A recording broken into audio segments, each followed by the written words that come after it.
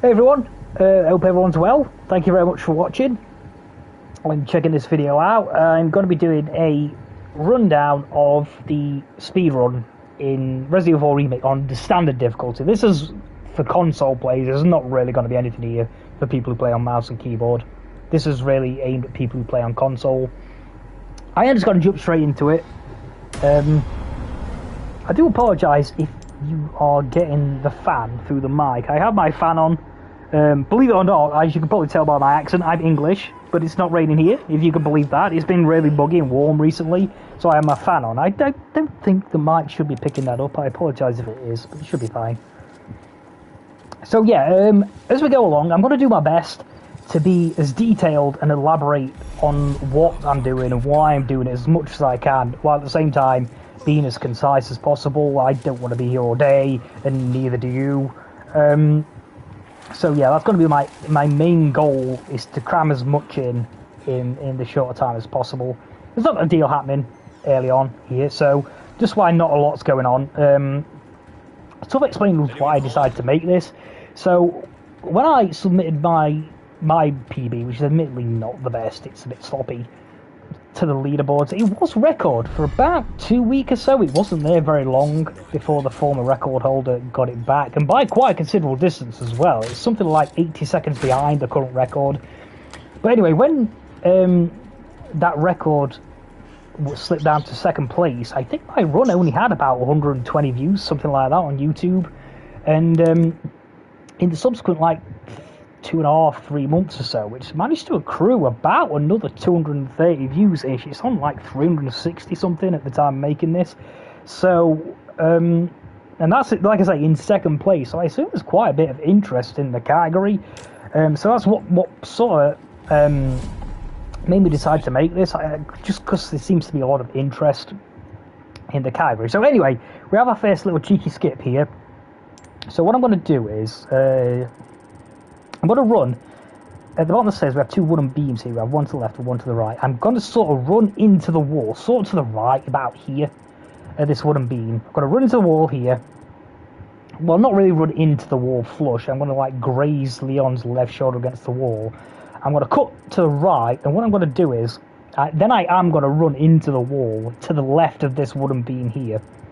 So it's sort of here, cut right, run to just to the left of this wooden beam, and then cut left up the stairs. And what we should do is we should just evade this guy at the bottom of the stairs. This might go wrong because I've sort of lost my flow by being in the pause menu. Let's see if we can actually still execute this. Yeah, there we go.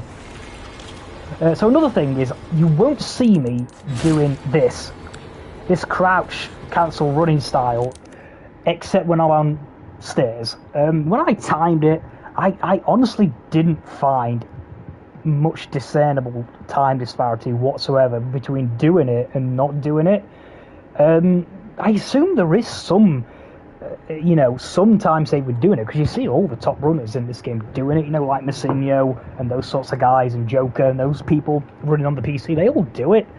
But I didn't find it. And another thing is, if you get any of the cadence of the button presses wrong, you start to stumble, you probably lost any time save that you would have gained anyway. In fact, you probably lose more by getting it wrong than you would gain by doing it right. So you'll see me doing this only on stairs. That's a personal preference. If you want to do it when Leon is in combat, like we are here, that is up to you. I won't be doing it except on stairs.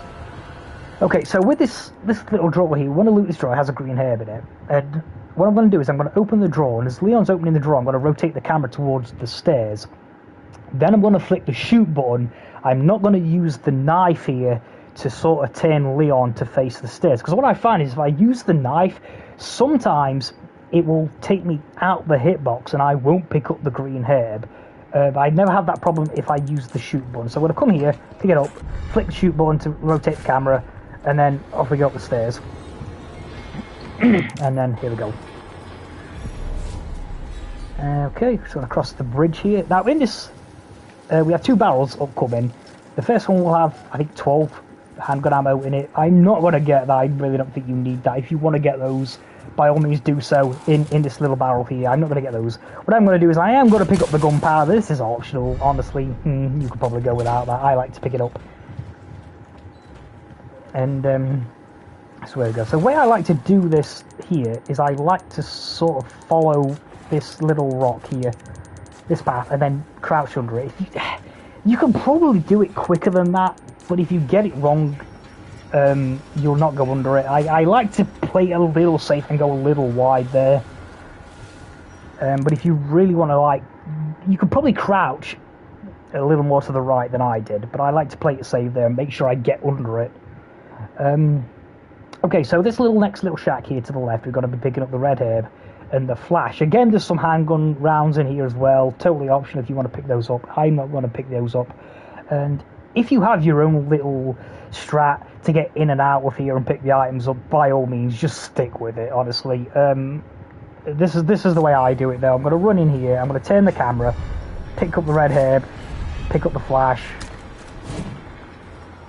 and then flick my shoot button. You can use the knife there or the pistol to rotate Leon and then just get out. Okay, so I'm not going to load this checkpoint.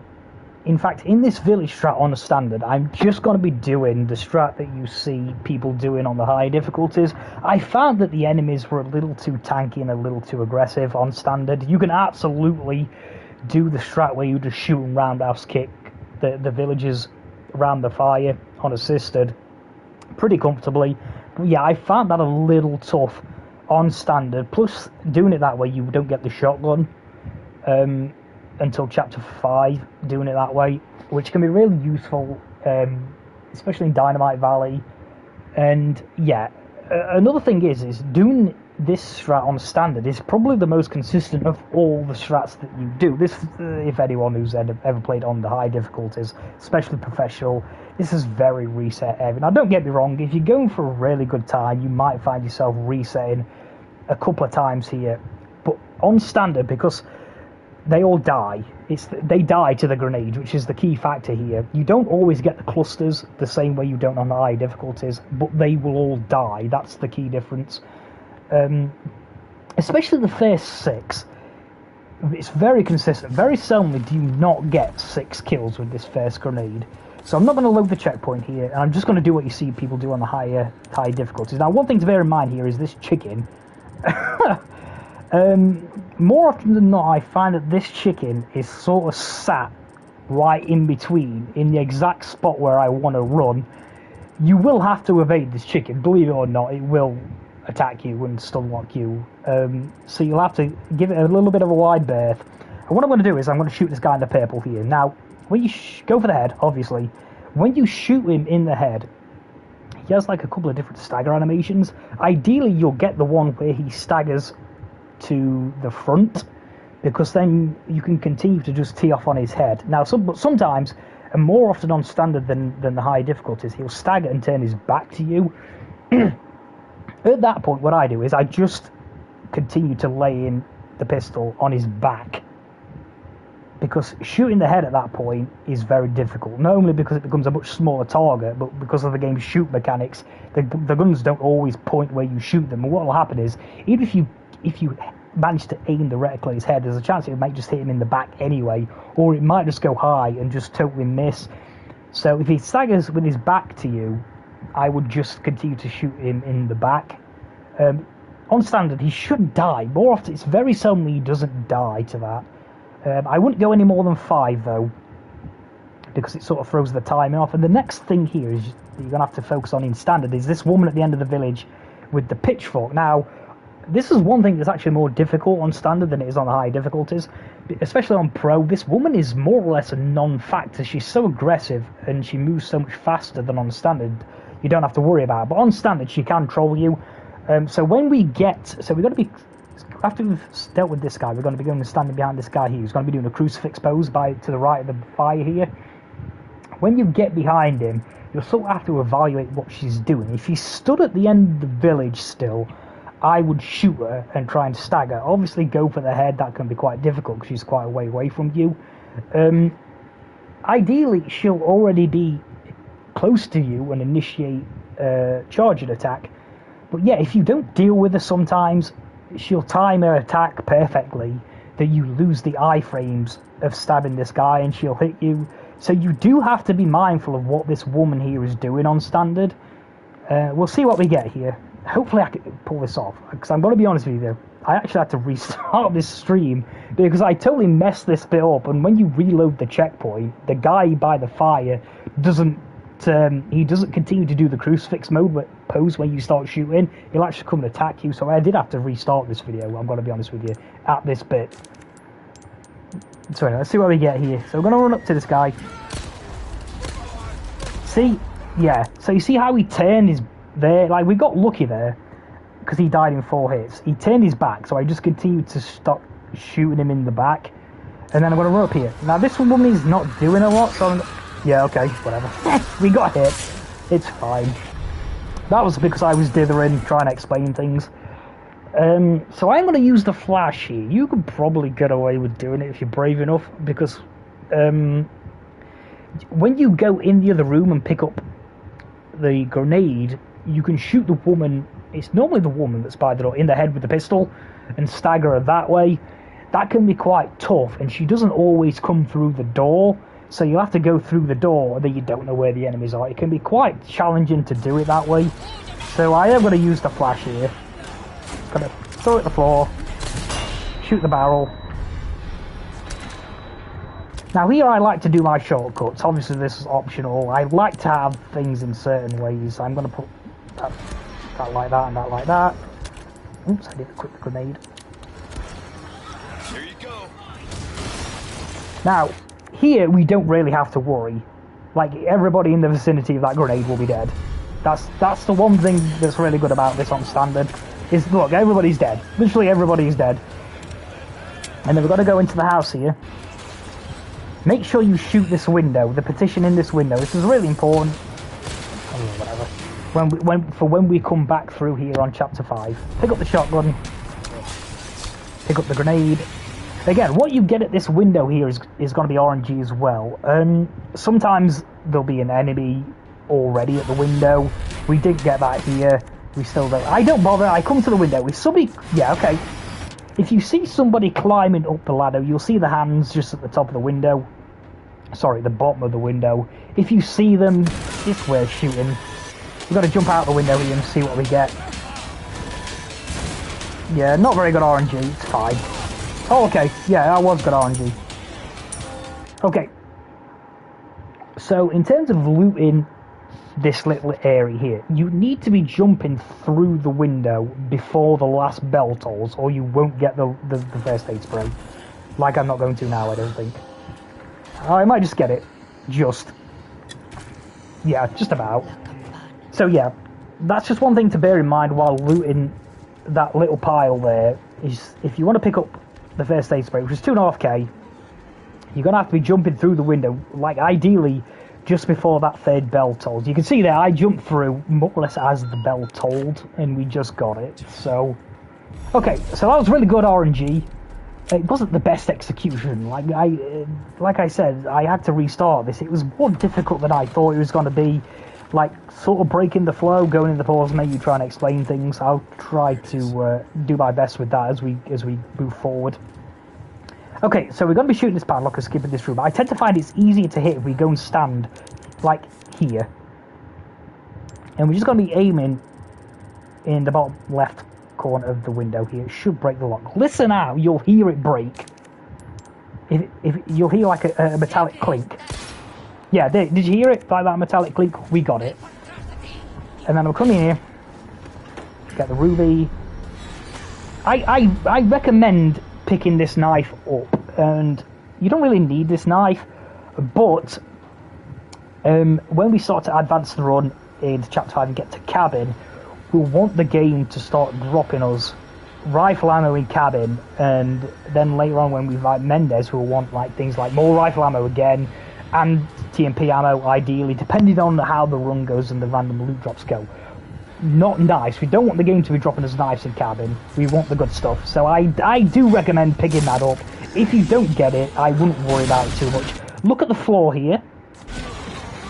Just to hold the woman with the pitchfork. You don't want to do the charge attack. It might not be as big an issue on standard, but I do it anyway just to make sure. Okay.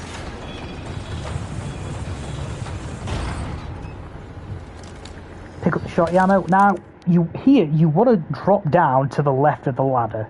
If you don't, it really doesn't matter. The animation is slightly quicker if you jump down to the left of the ladder. See how we turn around really quickly there? Pick up the yellow herb. Okay, so what you get here again is going to be RNG. Sometimes this guy is free. He won't be here, and you can just run straight through. More often than not, even on standard, you are going to have to shotgun him. You can shotgun him through the bars. Like, if he is there and the opportunity to kill him does arise, I would go for the kill shot there. Because we're not free yet. We have iframes while we're pushing this little wagon, but we don't have iframes, and you know, while we're in this guy's attack radius. He can still get us here. He may get us here. No, we got lucky. But yeah, after you finish pushing that, you lose your iframes, and you are susceptible to damage at that point. So if you do have the opportunity to kill that guy, if he's actually opened the door and in the doorway when you get to it, I would go for the head and try and kill him. Just to avoid, you just take the RNG out of that. I take this, one thing here is I go wide of this woman. You can go inside of her. I tend to find that sometimes I get stuck on it. It's personal preference. Again, it's such a negligible time difference. I just go wide of her, just to make sure I don't bang into her. But if you choose, you can go inside that woman. Okay, so I'm just bringing out chapter 1 to a close here.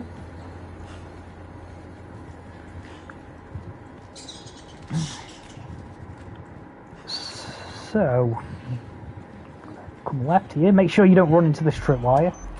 Now the guy, we don't have to worry about the guy with the pitchfork on this difficulty.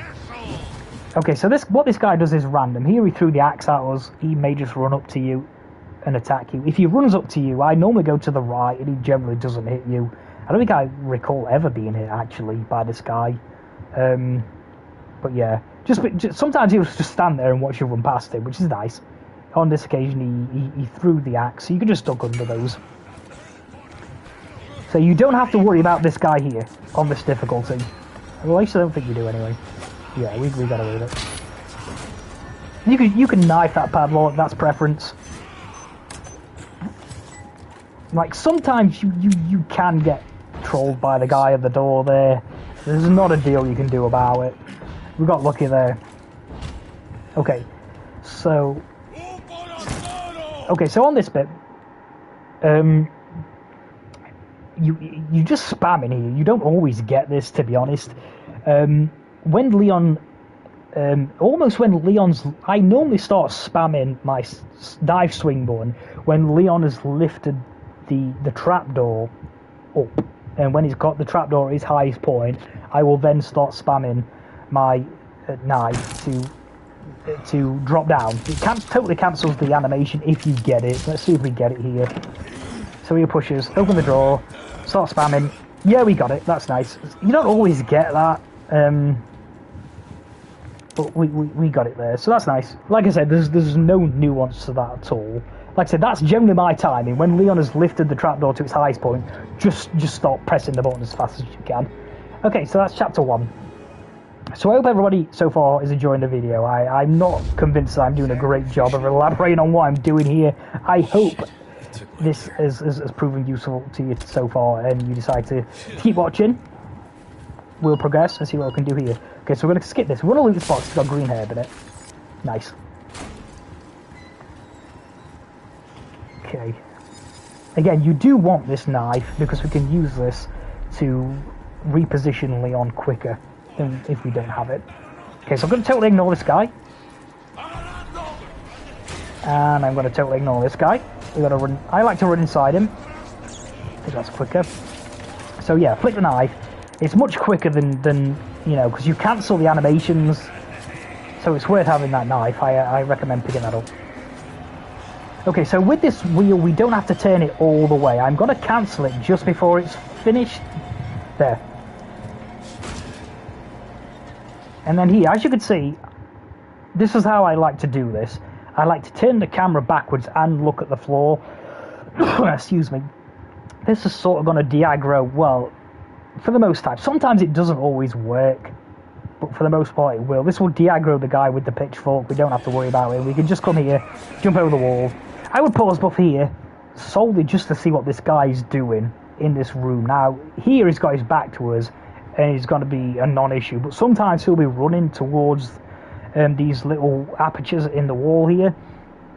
And if you just run through here, sometimes if the guy is coming through the window, like, because of the physics in the game, he will knock Leon back, and then you can sort of... I mean, you've not necessarily lost your run. You could continue, but you would use a colossal amount of time if you had to go back to the wheel and turn it again. So I would pause both here just to see what this guy's doing. If he's running towards the window that you were looking at here, just go to the next window along. But like I say, we got lucky here. Under the thing, pick up our items, and off we go. We're going to get a cutscene with the merchant. Not going to be seeing the merchant here. Just going to run past it. Make sure you pick up this rifle ammo. This is important. Okay, so with this woman here, we need... What I like to do here is I like to shoot the woman, ideally in the head to stagger her. You could probably get away with just running past this woman, honestly. But here's the thing. You have to make some form of noise anyway with the pistol to agitate the enemies in Dynamite Valley. So, like I say, I just opt to shoot the woman. You can run past the woman and shoot the floor. It's totally optional. I'm going to try and shoot the woman in the head. See what we can do here and stagger her so we can just run past her. I missed, yeah. Yeah, we got lucky there. Anyway, never mind. Okay, so we want to be shooting the barrel that's in front of the house in front of us. Now, you can do it as soon as you get to the top of the ladder, or you can run forward a little bit. I prefer to do it when at the top of the ladder, because if you run too far forward, this won't work. So shoot that. Like I said, you can probably run to about here. I'm not exactly sure of the position here, but if you do go too far forward, it won't work, which is why I like to do it at the top of the ladder there. Okay, so what we're going to do here is I'm going to run towards this tree here, and I'm just going to run. I'm basically just going to run into the tree because Leon will phase through it. And what this will do is, ideally, it will give us a free pass when we get up the ladder. There is a guy at the top of this house. It looks like we're going to get bad RNG here. Like, I tinkered with this bit in terms of lines and different positionings. This guy is pure RNG, whether he's in the house or not. So we jump through this window, see what we get here. Okay, that's weird. But yeah, as you can see, in this instance, the guy was in here. Like, sometimes you'll have to just shoot him with the shotgun. On this occasion, bizarrely, he was crawling through the window. That's weird. Pick up the flash. The guy with the axe at the bottom of the stairs, though, you don't have to worry about him. One thing to bear in mind, though, if you have to shoot that guy in the blue shirt before you pick up the flash, it will aggro that guy there with the axe. And you potentially might have to shoot him as well after you pick up the flash. We got good RNG here. It was more or less straight in and straight out. You're not always going to get that enemy pad, but we got lucky there, so just bear that in mind. Okay.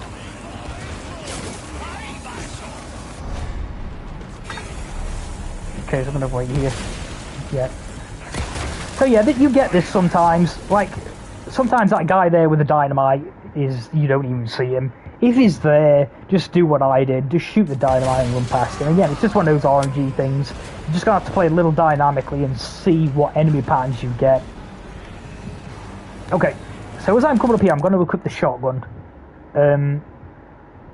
Because evading, if there's a guy in the little pathway here, he generally throws the axe at you, and it's very tight. There's not a lot of space to maneuver here, and it's quite hard to move around the axe when he throws at you. You can't crouch either, because we're on an incline, so the axe will just hit you. You can't crouch under this. So if there's a guy here, I'm just going to shotgun him. We'll see what we get. Oh, again, we got fortunate. Shoot the barrel. This guy is free. Just go to the right of him, he'll miss you. Okay, so with this guy here, the way I normally play it, in terms of timing, if the guy is lighting the dynamite, you don't have to worry about him. Or if the animation has progressed any further than that, so if he's like in the middle of throwing it, or like I said, lighting the dynamite, I don't bother with him. If he's kind of just stood there, not doing anything, you might want to shoot the dynamite in his hand, because of the timing aspect. He might throw the dynamite as you jump down onto this rooftop, and obviously that's not very ideal because you're going to get blown up by the dynamite. Here I think I get good RNG again, actually. I think he's like the dynamite. Yeah, he is. He's like the dynamite, so he should get good timing here. He should throw it while we're up here and don't miss us. Yeah. Okay, so again, what you get when you jump down here is just going to be another RNG fiesta. Sometimes you can get really unlucky. You can get grabbed while in the jump down animation. Another really annoying thing that can happen here is there can be an enemy next to you and they push you. In this game, if you get pushed while in one of these climbing animations, it will just send Leon flying. It's almost like a comedy sketch, something like you'd see in a Charlie Chaplin movie. He just goes flying in a rather exaggerated manner. Okay, shot on this woman. Pick up the head. Pick up. Okay, as you can see there, after I knifed the padlock on the door, I quickly equipped my pistol, then my shotgun. Because, again, this is another piece of RNG. You don't know what you're going to get when you come through this door. Sometimes there's an enemy right here. Even if you have the shotgun, sometimes you just run right into him. It's just the nature of the game. It's just unlucky if it happens. We got really good RNG in this valley. Your valleys might not look like this. Yeah, we got very lucky here. But just prepare for enemy to be in this door when you come out by having the shotgun equipped. Oh, there was one there. He was just a little further back. Oh, we could just evade that easily. Okay, that's nice. Yeah, again, it can happen. It can happen. We got body blocked till we got hit. It's, like I say, it's just the nature of running this game. Like, if you opt to run past people, it can happen. So just one click to the left before you turn that. I should probably elaborate on that first. So yeah, you turn it to the left before you place it in, and you should be fine. Okay, so there's a guy sneakily hiding behind these boxes. I tend to go for the kill on this guy. I want this guy to die, because I find if this guy dies, it aggroes the woman on the stairs. She'll walk towards you to the left of the bear trap here, which makes her totally free.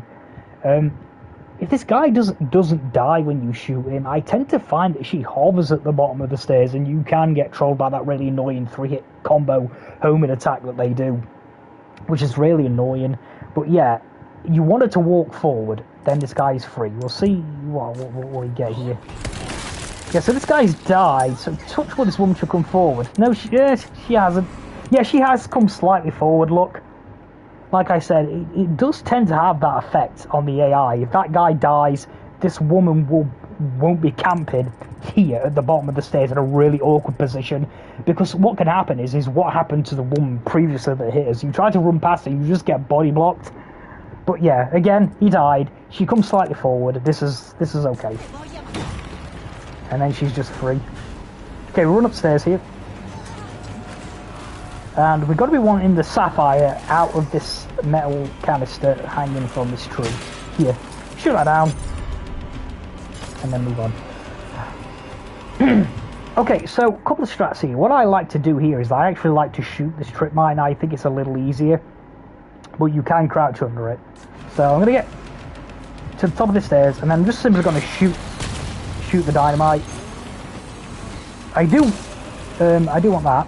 Be wary if you get that gunpowder out of the nest there. The hitbox is high. If you aim directly at the nest itself, you will hit the wooden beam that the nest is sat on, so just aim a little higher than that. The hitbox is again a little wonky on that one.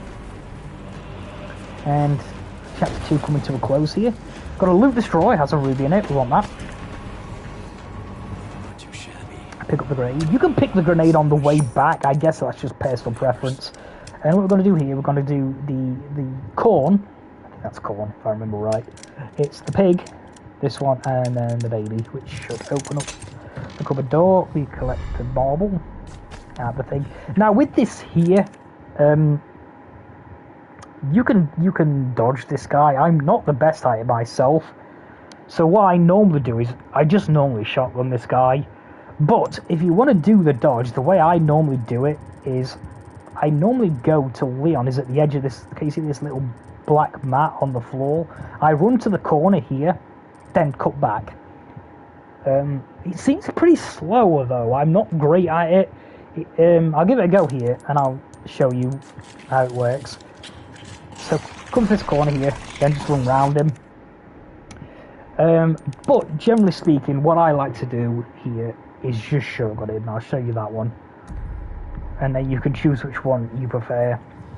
So again, we pick up the ruby. Not too shabby. The grenade. Again, you can pick this grenade up on the way back. I don't see it makes much difference. So it's the corn, it's the pig, it's the baby. Pick up the marble. And then I equip my shotgun, and I just come around the corner and I just blast him. And then I come upstairs. Again, when you get this red herb is preference. You can get it at the beginning of the next chapter, or you can get it at the end of this one. I like to get it there. And put the marble in, and that is going to bring chapter 2 to a close. Again, I hope, I really hope that this video is being helpful to people. I'm not great at this. This is my first crack at doing a tutorial of this kind.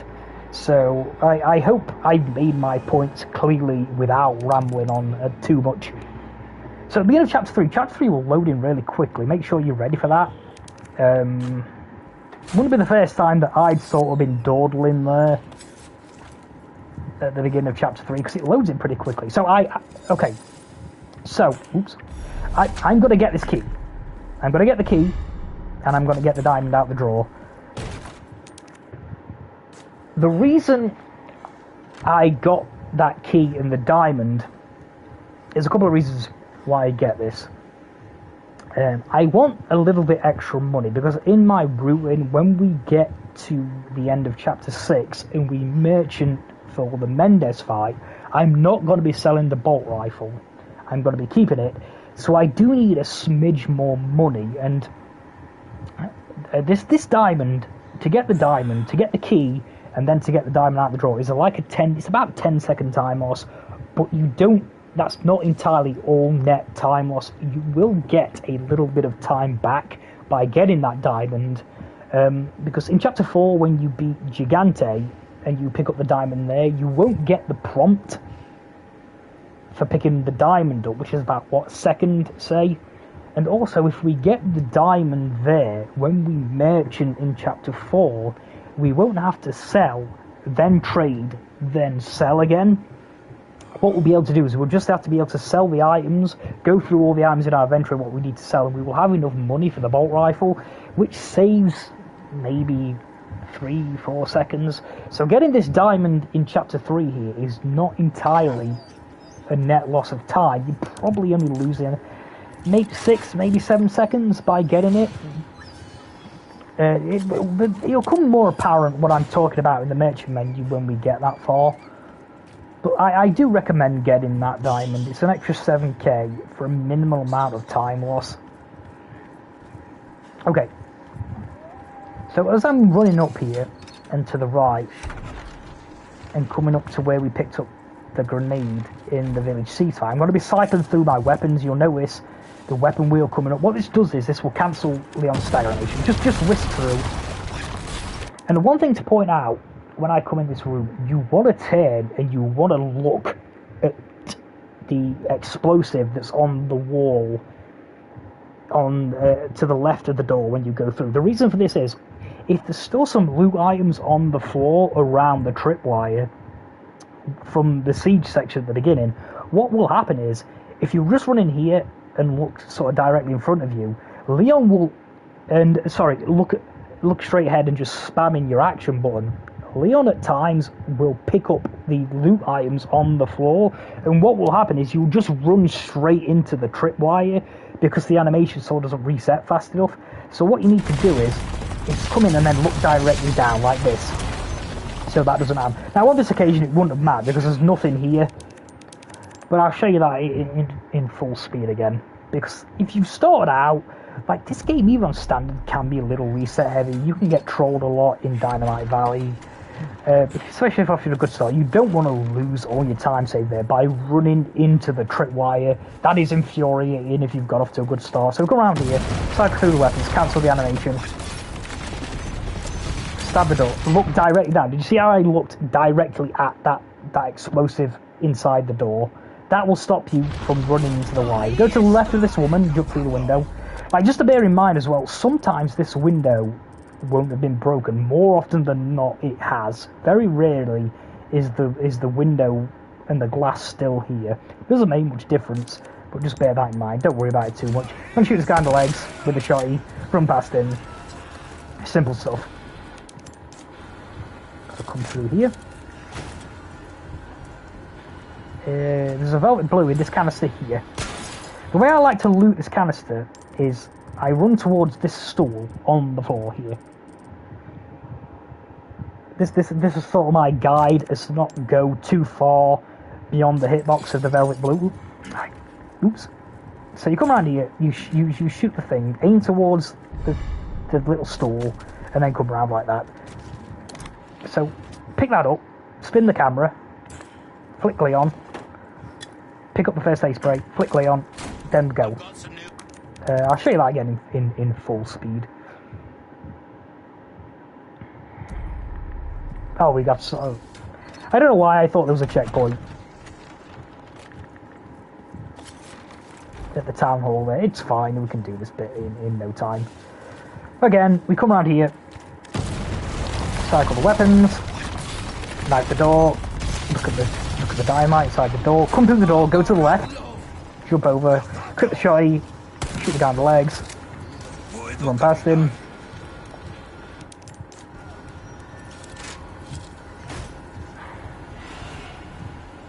Come around the corner, shoot the metal lamp, run towards the stall, come round, flick. Nice. Okay. So, I'm going to shoot this nest. There's a nest here. See if you can miss it. Shoot that. It's got rifle ammo in. I recommend leaving it for now and picking it up on the way back. The game might be generous and give you a rifle drop. We don't need a random drop on standard until we get to cabin, but to have one is nice. I like to knife these. I find it easier than shooting them. Oops. Whatever, I guess. There's an egg in there if you want some extra heals. Try that again. That was really bad. But yeah, the egg is optional. You don't need it if you don't want. But it is an extra heal in its minimal time loss. So we knife these. We shoot the nest. Like, as you can see here with Leon, I normally line Leon's right shoulder up with the left hand edge of the gravestone in front of me.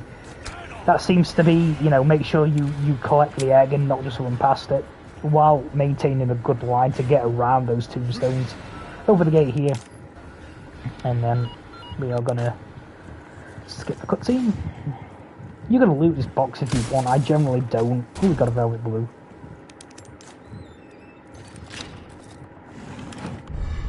Pick up the diamond. And again, when we open, if you want to get these little drop down animation skips, you have to do it. In fact, actually, I'll save it here. Is this type right on standard? Yes, there is. So I'll save it here. So you can't just open up the lid, then start knifing. This won't work. You have to do it while Leon's sort of hitbox is further forward, or it won't work, as you can see there. Like, you don't always get them. So, open up.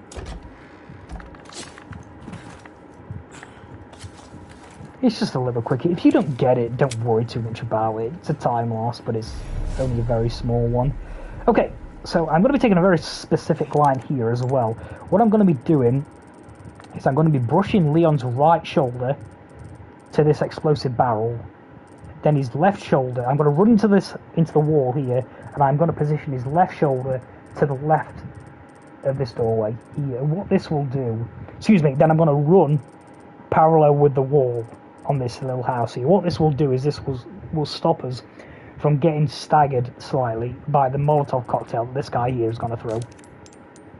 Okay, so right shoulder's in the barrel, left shoulder's in the doorway, run up the wall.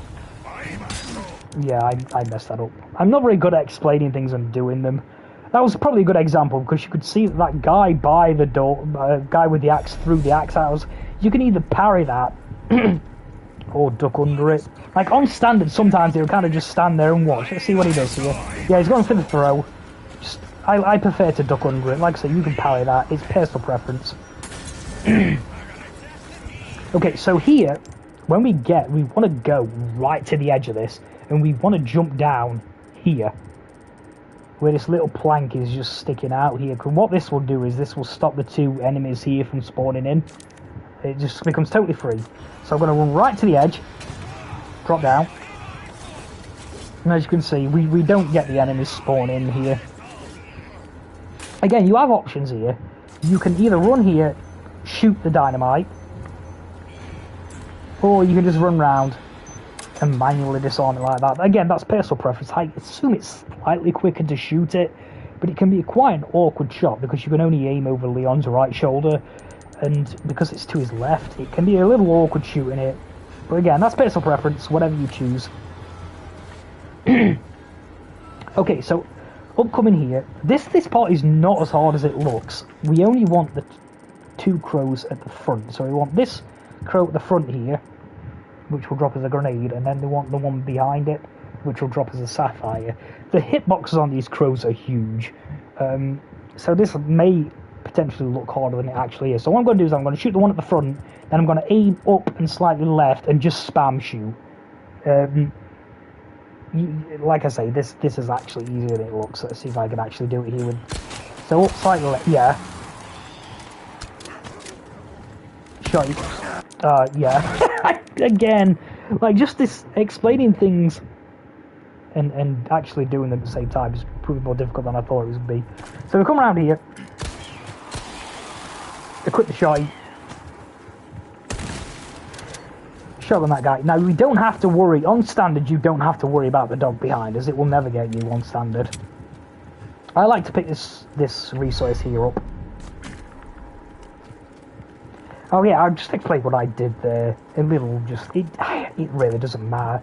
But I like to run here, turn the camera, pick up the resource, and then flick Leon. Again, you can just sort of do like a curving motion there and pick it up. It's just personal preference.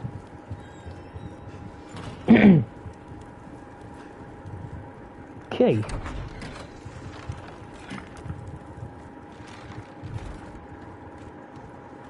Jump down. As always, cancel the animation. Oh no, not. I mistimed it. But you can slightly cancel those sort of drop-down animations with the knife, or just flick aiming with the pistol. Okay.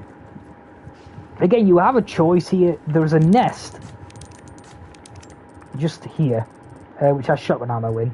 You can either shoot it here, or you can shoot it at on the ramp. The timing might be a little tight shooting it on the ramp. I recommend shooting it here, because on standard we are going to loot the little shack with the grenade and the rifle ammo in on the way towards getting the petrol can, not when we come back. So shooting it on the ramp might be a little tight on standard, so I recommend shooting it here. Yeah, that was really slow. Okay. Okay, so a little strat that I use here. So what I'm going to do is, there's a little pile of, I think they're little sandbags or whatever they are. There's a grenade sat on top of them. So what I'm going to do is, if you imagine drawing a line down the center of Leon, so he's equal partition left to right, what I'm going to do is I'm going to aim that line with the edge of this pile of sandbags here. And what I'm going to do, I'm going to pick up the grenade, and as I'm sort of running into the room, I'm going to turn the camera to the right. Now, we only want the barrel that's closest to us now. It'll be the one on the right when we get inside, because it has rifle ammo in. And I recommend shooting this barrel, because the hitbox for picking up the rifle ammo is pretty generous. We can we can pick the rifle ammo up without moving further towards it. So what you can do is come in here, pick up the grenade, shoot the barrel, pick up the rifle ammo. You don't have to move forward and then come back out. And what I like to do is I do like to flick either the knife or the shoot button here to sort of turn Leon to the right. It's sort of a movement technique which people who speedrun Resident Evil 2 and 3 will be familiar with. It's not something that you really use in this, but I do like to use it here. I'll show you what that looks like. So, like that. Again, if you don't pick it up clean like that, maybe you miss the barrel or something like that, or you get stuck in the doorway. As you can see now, the brute here is doing that sort of spirally lateral swing attack. If you are a little sloppy getting in and out of that little shack, you may have to duck underneath this attack. I should be fine here because that was pretty clean, so we should be fine. I go wide of this woman. So that woman, as we come around the corner there, like any other enemy in this game, even on standard, though she has a weapon, they can still put you in grabbing animations, which is really frustrating. So just to play it safe, I go wide of that woman, then she can't grab you, which is the reason why I go wide of her. So I'm going to come here, disarm the trap, and I'm going to get down here, shoot the padlock. This guy shouldn't bother you on standard. I do like to have a quick look just in case he does aggro, but on standard he shouldn't. Coming in, we're going to rotate the camera behind us, pick up the egg. Now, as you can see here, we just triggered a checkpoint. Before you load the checkpoint, take a mental note of the way in which Leon has turned. So as you can see here, we sort of turned from right to center. So when we reload the checkpoint, I'm going to have to go left, because he will be facing the same way when you load the checkpoint than he is when you trigger the checkpoint. You will spawn in again in the same position. So I will know I have to go left. Like I say, sometimes it depends on the angle you take. He may spin the other way, so he may go turn left to center. So just the inverse is true. When you reload the checkpoint, you'll have to run to the right. But here, when I reload the checkpoint, I'll know I'll need to turn left. So just take a mental note of the way in which Leon turns, because that is important. And then just reload the checkpoint here. This resets all the enemies, so it's totally free when we go back out the door. So yeah, turn left. Yeah, see how he was in the same position there as when we trigger the checkpoint. Okay. So I like to hug this wall here, just so that, because sometimes if you run up the middle, the crossbow can get you, and then I'm going to jump off the pier. Like this may take some practice. I sometimes mess this up. I might mess this up here. We will see. But if you jump off at the right angle, you could totally skip the really slow animation where Leon will climb down slowly, and you can just dive off. Let's see if I can get this right. Yeah, like that. Like I said, that might take a... yeah, you get hit. It is what it is. There's literally nothing I can do about that. Okay. Well, yeah, again, unfortunate. You just gotta, again, it's just one of those places there where you're gonna have to play a little dynamically and see what you get. Sometimes the enemies will just stand and watch while you run past them. Sometimes, like they did there, they will not. And you'll have to perform a parry. Okay. Largo. So, with Largo, I'm going to put the petrol in the motor here to get the boat going. And when we come out of that checkpoint, I'm going to shoot the water. It normally takes like 7 or 8 attempts. And what we want to do is we want to trigger the cutscene where Largo jumps out of the water and eats Leon. And this will lower the DA. Now, with this bit, you've got 2 options. You can shoot the water again to further drop the DA, which will... you can kill Largo then in less harpoons. But bear in mind, even if you miss 1 harpoon, you lose about 6 seconds here. If you miss one, you have to hit every shot, including the really tight one when he dives, and you can just see his tail at the top of the water. if you miss any... Oh, excuse me, you'll have to hit him in the mouth as well when he comes back out of the water. If you miss any of those shots, you're going to lose about 6 seconds. Now, if you shoot the water twice here, you'll kill him in less shots, so you can actually miss one of those. The time difference is really negligible. So I do recommend only shooting the water once here and deliberately killing Leon once. Because if you shoot it twice, you're only going to lose the same amount of time by shooting the water that you would lose if you don't execute the fight properly, if that makes any sense. But yeah, the one with this is just one. There's not really a lot I can add here. You just gotta have to have a few practice swings at this and get the cadence of the button presses wrong. The way I generally do it, so what you're doing is after you've thrown each harpoon, you're letting go of your... For me, it's L1. I'm on PlayStation. If you're on Xbox, I believe that would be left bumper, I think. Don't quote me on that, Xbox players. And what you want to do is you want to let go as Leon sort of sits down and then press it again, so you can throw the harpoons much quicker. There's not really a deal I can elaborate on much more than that. You just got to have a few practice swing at this and get the cadence of the button presses wrong. So we'll give this a go. So I'm going to put the petrol in here, in the motor, so we can ride the boat. Now the cutscene, we'll shoot the water. It normally takes 7 to 8 shots. Yeah, and then skip this cutscene. Now the in-game timer is running here, so you want to be spamming your button to continue, because like I say, you'll lose time. Okay, like I say, so you have the option. You can repeat that process to further lower the DA. I don't recommend it, because like I say, the time that it takes you to shoot the water and then reload the auto checkpoint is probably equivalent to the time you waste if you don't quite get this right. I've not actually practiced this, so this may go wrong.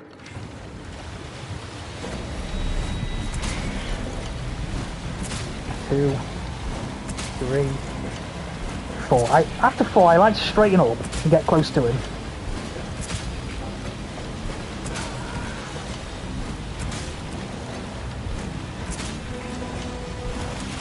Yeah, so I missed.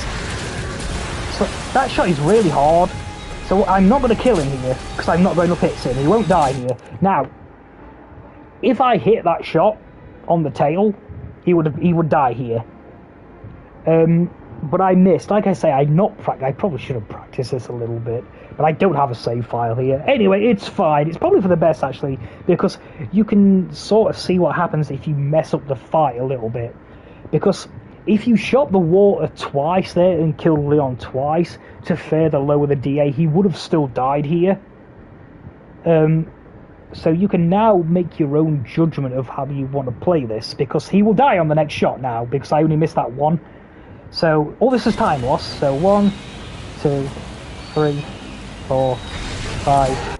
So we lost 5 seconds there. So, you know, make your decision. Like I say, I would recommend not doing that process of killing Leon twice, because even if you mess the fight up doing it once, you only lose the same amount of time. As you can see there, I lost like 5 seconds, which is probably what it would have taken to shoot the water again anyway. But that's obviously, you know, personal preference, whichever way you want to go about it. Okay, we're on to chapter 4. I like to loot this barrel. It has 10 ammo in it, I believe. Yeah, 10. Excellent. Okay, so I like to declutter the inventory here, just to make sure I got room for everything moving forward. So what I'm going to do is I'm going to mix the herbs. Oh yeah, okay. Actually, crafting menu. So when you go in your inventory, it will always bring up on this screen. If you press your, for me, it's R1. Again, I think that's RB on Xbox. And then you go up. The green, red, yellows are the last thing on the crafting menu. So you can just go up. So say you're going through. This is really slow. Look. So at the top, when you go onto the crafting menu, press up once, and it will take you onto the green, red, yellows, and you can just mix them that way. Then I'm going to send the knife to storage. I'm going to send that to storage. I'm going to send the shotgun to storage. And me personally, I'm going to put the flash grenade in that top slot. That's just how I like them. You don't have to do this. If you have preferences of where you want your weapon shortcuts, obviously do your thing. And then I'm going to auto-sort the inventory, so I don't get the inventory pop-up when I pick up the fish. I'm going to get this red herb. Okay, so with this little... When you see... So here, when you see Leon start to slow down, go into crouch. So running, it starts to slow crouch. You'll actually move faster here crouched than you will stood up. And then spam your action button to skip that cutscene with the flogger. Then it's just totally free here. This is free. I like to move wide left of this guy, because here he's doing an attack on me, but sometimes he'll just like clumsily run straight into Leon and you'll get stumbled. Which, again, it's not a massive deal if it happens, but it's one of those things that's really annoying when you're trying to complete a game as fast as you can, and you sort of lose time because of this game's really silly physics. But yeah, like I say, sometimes this guy here, it would have been a problem because he's gone for an attack, so it's totally free. But sometimes, like I say, he would just run into Leon and you get staggered. So I like to give that guy a little bit of a wide berth to his left as we're looking at him, just to make sure that doesn't happen.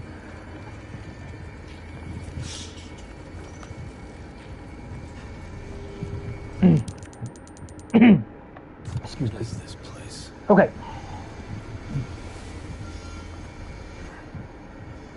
Now, in Chapter 4 really has two points, really, where you can get into trouble. When we get in the Apostate Head, and obviously Gigante. I don't need this, by the way. I'm not going to be collecting this on standard.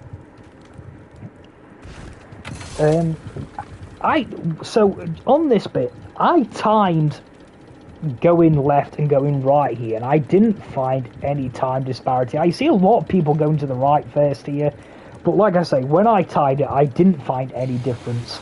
So for me, it doesn't make any difference which way you go. It's just totally personal preference. I prefer to go to the left first. I don't even know why, I just do. Okay, so we are going to want to loot this box here. It's got a flash grenade in it, so you want to loot this every time. Now, on standard, you can shoot this box. But be wary, if you shoot this box, it will aggro the guy in the beige coat with the flaming torch on the bridge. Do you know where the lamp is with the velvet blue? When we go back, that guy will be agitated if you shoot this. But on standard, we can load the auto checkpoint, which resets his position. But just be wary of that. I'm going to shoot here because I think it's a little quicker. And I'll later show you what happens if we do. So we pick that up. The hitbox is really generous on that. You don't really have to deviate from that little wooden path. This guy's RNG. Sometimes he will just walk towards you like this. Sometimes he will throw the axe at you. Again, you'll just have to react to what he does. Here he's not done anything. So we can just run past him. I like to look at the floor here to... okay, he's stood in the way. But he didn't go for me, so I suppose it served its purpose. Now, on standard, you can go this way, if you choose.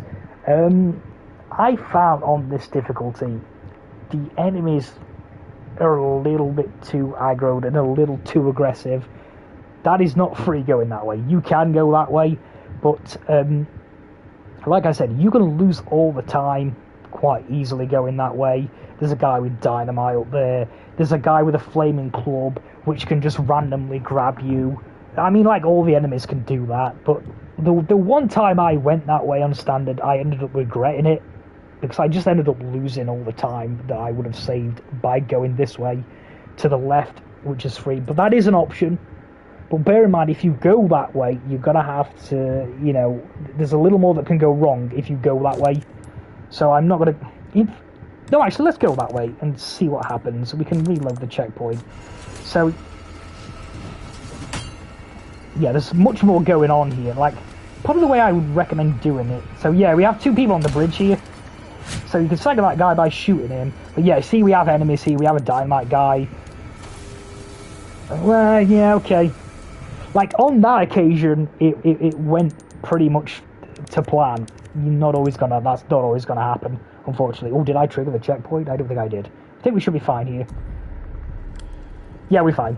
But yeah, like I say, that's an option. I got lucky there. You're not always going to get lucky that way, unfortunately, going that way. You can see there's a lot of bodies there and a lot that can go wrong.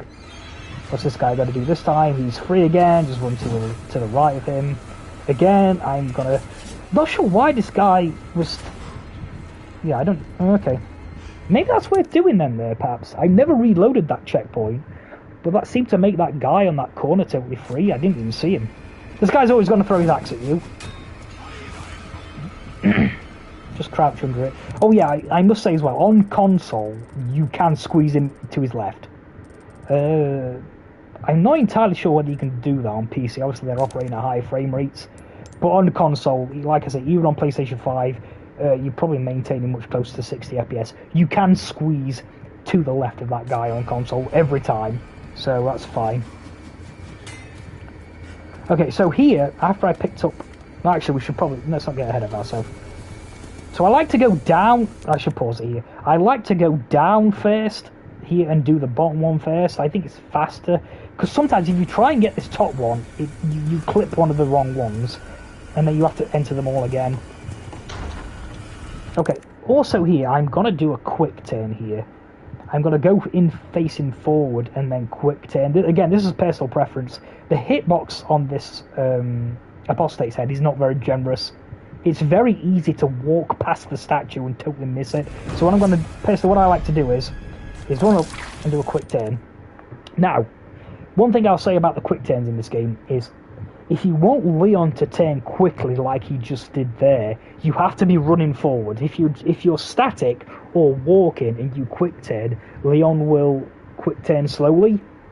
But if you're running forward and then quick turn, Leon will quick turn quickly like he just did there. So I'm not going to reload this checkpoint. There's a checkpoint just here. I'm not going to load this because I want it.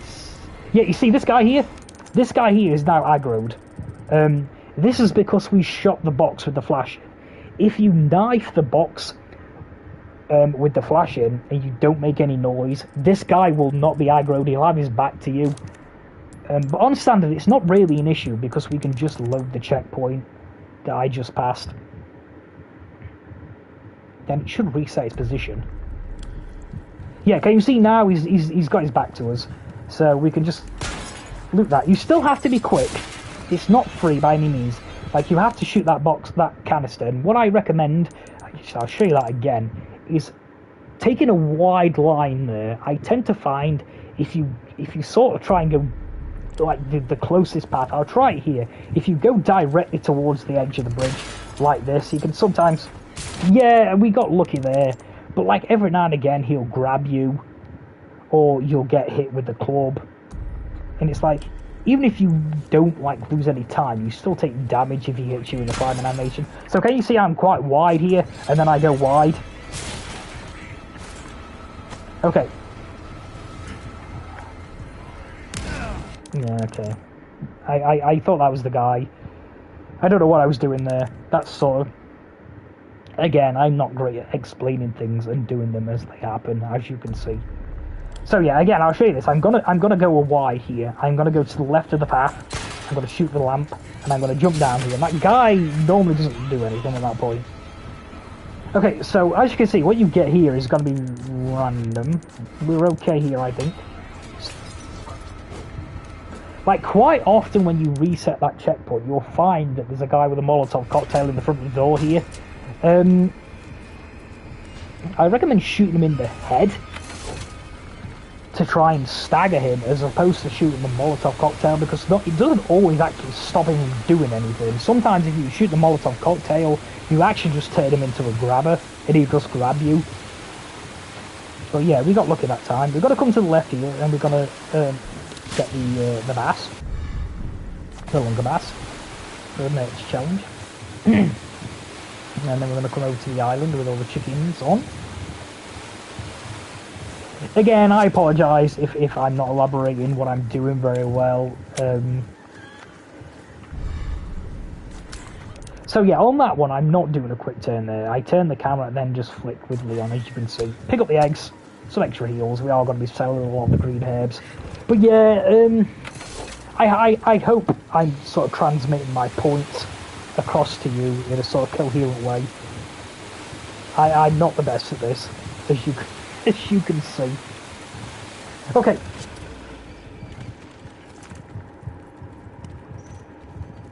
So I'm sure if you speedrun this game, you know the solution here. It's these two in the bottom left-hand corner, and then this one in the bottom right corner. Now this barrel is free here. You can't go through here first off anyway, so you might as well leave this barrel. Make sure you get the rifle ammo in the corner there. That's important. You need that rifle ammo. You don't need anything else in there. Just get the loot that you get from that barrel, the rifle ammo, and then the blasphemous head. And we are going to make our way to get the key for the church.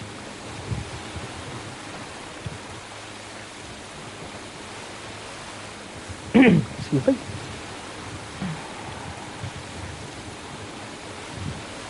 So I think I'm about due for a new controller. I'm starting to get stick drift. The boat is going a bit all over the place. It's that time. It's ready for my controller to go to the controller graveyard by the looks of it. So anyway, I'm going to come up here. Now again, the way you get this key is preference. I like to go to the far end one first. Like, you'll see there, I looked, as I'm coming up to here, I look up. I consciously looked up to interact with, there's a little interact prompt here, where this little mural is on the wall. If you don't look, you'll interact with this. So, come up here, look up, to make sure you interact with this prompt, not this one. Because what happens is, if you interact with this, yeah, you'll get this little time. It's not a big deal, but it's annoying anyway. Okay, so that's the way I like to do that. I mean, if you want to do the one closest to you first, fine, go for it. I don't really think it makes any difference. Skip the cutscene with Hunnigan. And we are off to the merchant.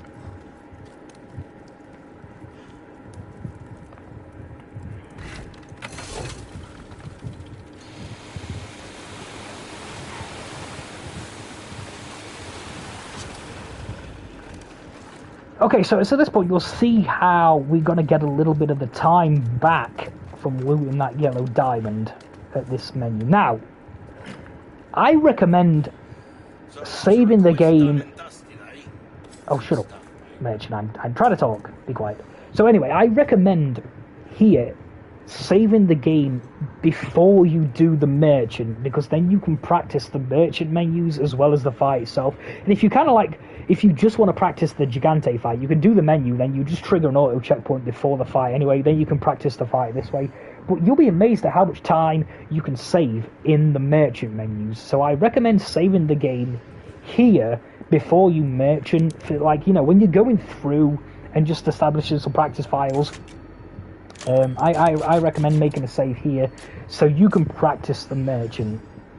You don't have to, but I recommend it. So anyway, we're going to come here, and we're going to pause the game, which is going to skip this little cutscene. You can see in the back he's opened up his coat. So anyway, I'll let him finish talking. So, a thing that I learned far too late, actually, is you can go to the bottom of the page using... Merchant, be quiet. I've told you, be quiet, I'm trying to talk. Sorry. So anyway, so as you can see here, at the bottom of this list, I have the shotgun. If I click, so I'm at the top. At the bottom, we have the shotgun. If I click down on my right analog stick, it will take me to the top of the next page. So if I go up here, look, the shotgun is there, which was at the bottom of the page. So if I click down, there's a shotty. This is super useful, and it's something that I put far too many hours into this game before realizing it makes navigating these merchant menus much quicker. Especially some of the later ones. So anyway, what I'm going to do at this merchant is, okay, so what I'll do first is I'll show you what happens, how this menu will go if we don't have the yellow diamond. So I'm going to sell the key, I'm going to sell the velvet blue. We have an extra velvet blue here, didn't we, because we found an orangey one. I'm going to sell all the rubies, 2 of them. Not seeing anything you like. Okay, I'm not going to sell that. I'm going to sell the lunk bass, I'm going to sell the shotty, and then when I get to the shotgun, I'm going to click down on my just flick downwards on the right analog stick, and it'll take you here. Look, okay, see how close it's gotten us to the mixed herbs. So if you didn't do that, you would have to scroll here, all the way down here to the yellow herb. But if you go to the shotgun and click down on the right analog stick, it takes us right above it. So okay, so what I don't have, excuse me, let me get my train of thought. If I sell here, I don't have enough. Well, I might have actually. I might have enough here actually. Yeah, I have enough here because I had the extra velvet blue, and we got like quite a lot of RNG money. But if we not, as you can see here, I have 1,200 extra, but we had a random velvet blue. I wouldn't have had enough money here to upgrade the bolt rifle. So this is what the merchant menu would look like if you don't pick up that yellow diamond. And I'll sort of show you this because it is optional. You don't necessarily need it. So we would have to come in here. We would have to sell the shotty and the fish. Then we would have to go, and we would have to trade for this red barrel. Then we would have to sell our stuff to have enough. That's how the merchant menu would look if you don't have the diamond. So like I say, it's slightly longer. This merchant menu is slightly quicker having that diamond. So we're going to get some of this time back. So I'll show you it again. So sell, and then we go down, down, down, down, down, down to the shotgun. Don't sell any sapphires. Don't sell the chicken egg. Don't sell the pistol. Everything else down to the shotty. Click right on the analog stick. Sell the mixed herbs and the first aid spray. Okay. Buy the rifle. Now I must also add here that the I'm trying to talk over the merchant again. Who knew he was so chatty? Excuse me. So the scope here is optional. Now, if you playing this on last gen on the PlayStation 4, I played this game on base PS4. Aiming through the scope is horrendously bad. So it's possible that you might want to forgo this scope here. This is optional. I prefer it, mostly for cabin. I like having the scope for cabin, and I also like having the scope for Warhol. But yeah, just bear in mind that if you don't want the scope here, you don't need it. I like it, so I'm going to buy it. And then what I'm going to do is I'm going to upgrade the power to full. I'm going to do 1 ammo capacity. I'm going to do 1 reload speed. Now you'll notice here. I'll wait till the finished version's talking. So you notice here, I do have enough to upgrade this ammo capacity again. I'm not going to put any more money than this into the bolt rifle. Merchant, I'm warning you, shut your face. Right, the reason I'm not putting any more money into this bolt rifle is I'm not going to be selling it at the end of village. When we do our merchant to fight Mendez, I'm not going to be selling this bolt rifle. This is preference. You may want to sell the bolt rifle there, then buy the Stingray at the beginning of Chapter 7. That's total personal preference for what you want to do. And so I want to put as little money into the bolt rifle here as possible. Because if I upgrade this, even though I have enough money, I would have to pick up an extra treasure. And I don't want to do that, that's time loss. But if you plan on selling this bolt rifle in Chapter 6 when we next merchant and then buying the Stingray, you can upgrade the ammo capacity here to level 3 if you have the money. I'm not going to. You'll see how that sort of plays out as we move along. So anyway, I'm going to load this checkpoint again and I'm going to run through this fast, and you'll sort of see here how much difference this can make by practicing these menus. So we're going to come in here, skip this, down, down, down, down, down, down, down, down. One of these, wish your enemies sweet dreams from afar, with a bullet straight. So there. So yeah, as you can see, I whizzed through that menu. Well, I did whiz through. I messed up with some of the upgrades a little bit, but like I say, I recommend making a save so you can practice the menus. You can save a lot of time in the merchant menus. Okay, so we're gonna fight Gigante now. So put the scope on. Again, you don't have to have the scope here. This is preference. I prefer the scope. Make sure we loot. So we're going to trigger a checkpoint here somewhere. Yeah. So like I said, if you just wanted to practice the fight itself, you can just utilize the auto checkpoint. Don't forget this lamp up here. It has a ruby in it. We need this ruby. So, okay. Gigante. There really isn't a lot that I can elaborate on with this fight. There's not a lot of nuance to it. I'm shooting him in the head and I'm shooting him in the plugger. That's really it. So what I'm going to be doing here is it takes 4 hits to the head. I can hear him growling because, like the merchant, everybody wants to talk over me. How rude. I've got to move back because I can hear him snoring. Anyway, so what's going to happen is with the bolt rifle at this power, we're going to have to hit him 4 times in the head to induce the plugger to spawn. We are then going to shoot him 6 times in the plugger. This should kill him. Now, if you're like me, and you have only got 7 round capacity, what I like to do is I like to shoot them 3 times, then reload before the Plogger spawns. Then shoot them a 4th time to spawn the Plogger. If you have fully upgraded, well, not fully upgraded, if you've upgraded the bolt rifle's ammo capacity to level 3 and you have 9 shots in it, you won't have to do that here. So I'll show you how this plays out. Again, there's not really a lot I can say here. Okay. So, 1, 2, 3. Where are you? What?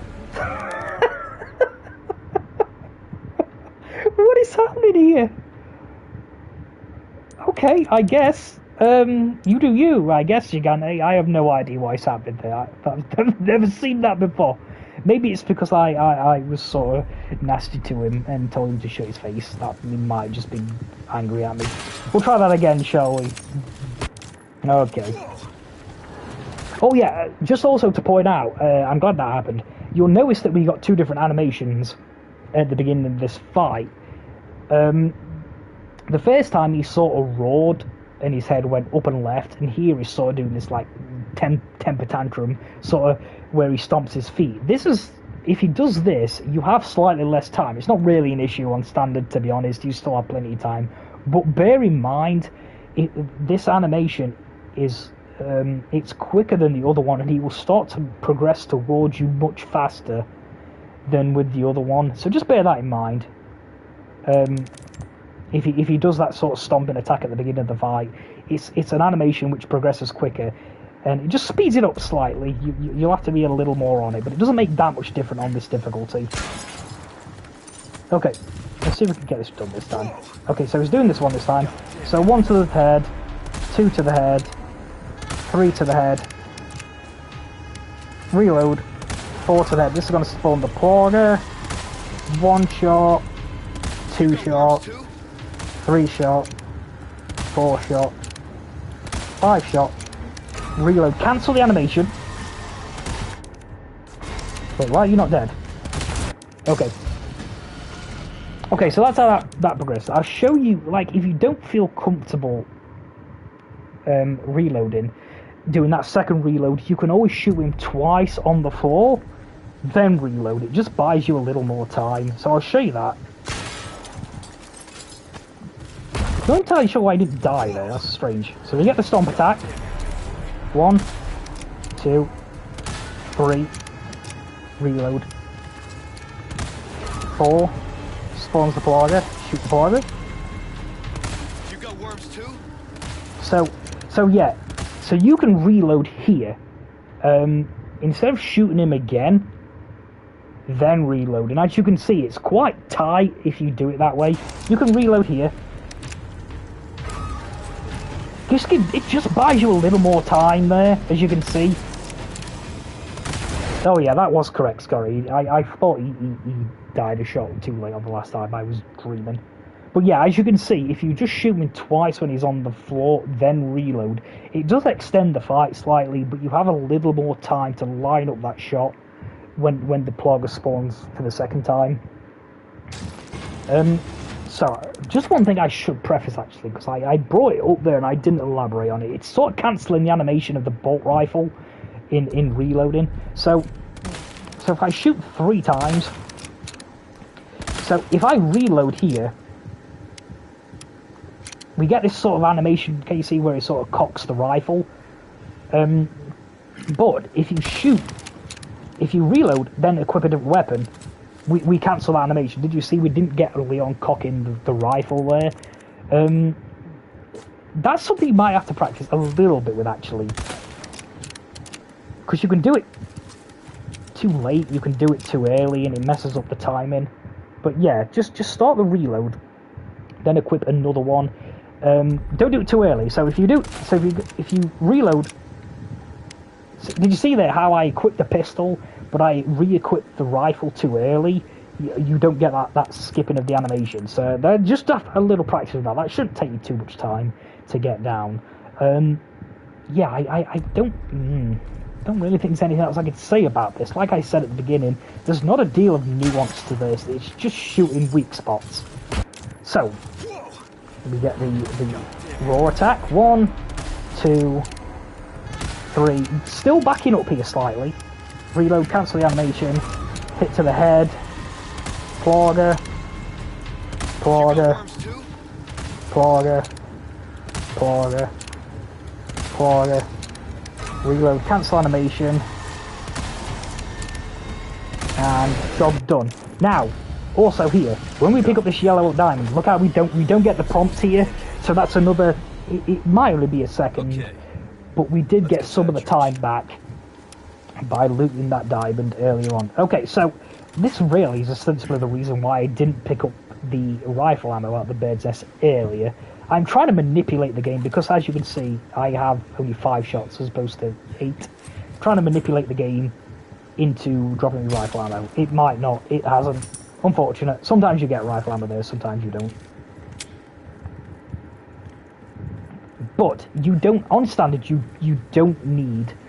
Oh, I should actually preface. Actually, if you mess up, rifle ammo is very tight. I should have mentioned this. I don't even know if I'm going the right way here.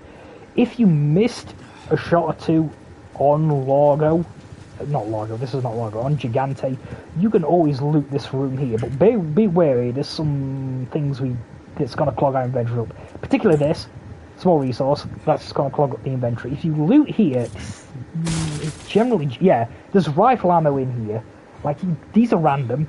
Like, yeah, you can see here, we've got another small resource.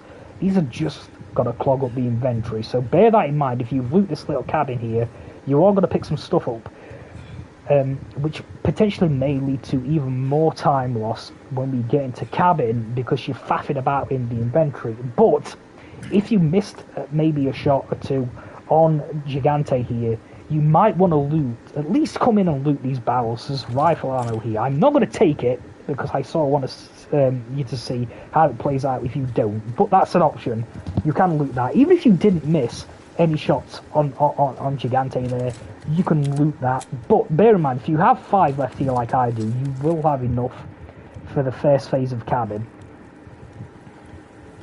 But like I said, it's a little double-edged sword. You can fill your inventory up.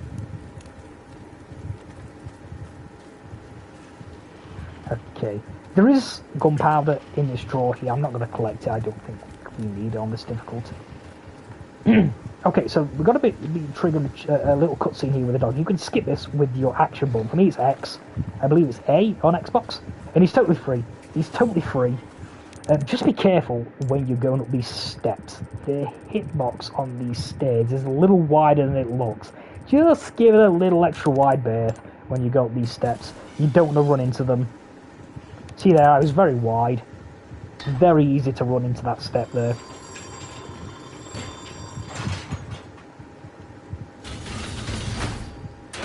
Okay, and this should be totally free. Totally free. The dog shouldn't follow us here.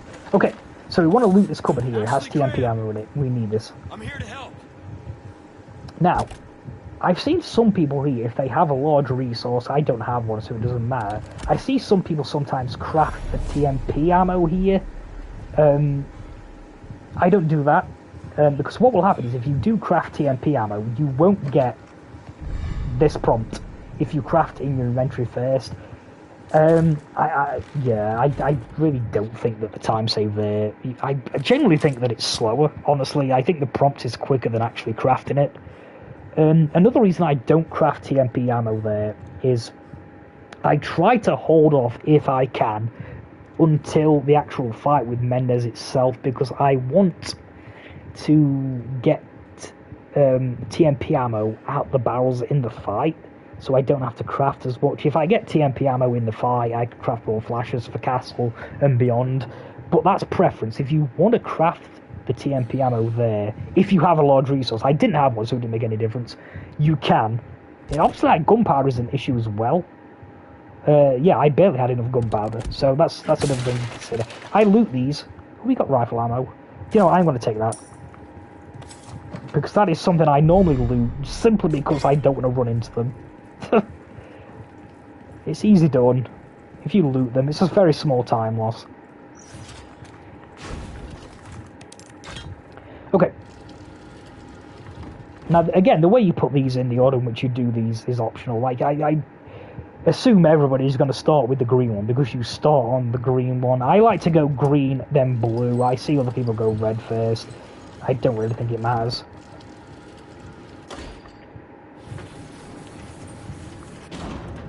Don't need the key. That's fine.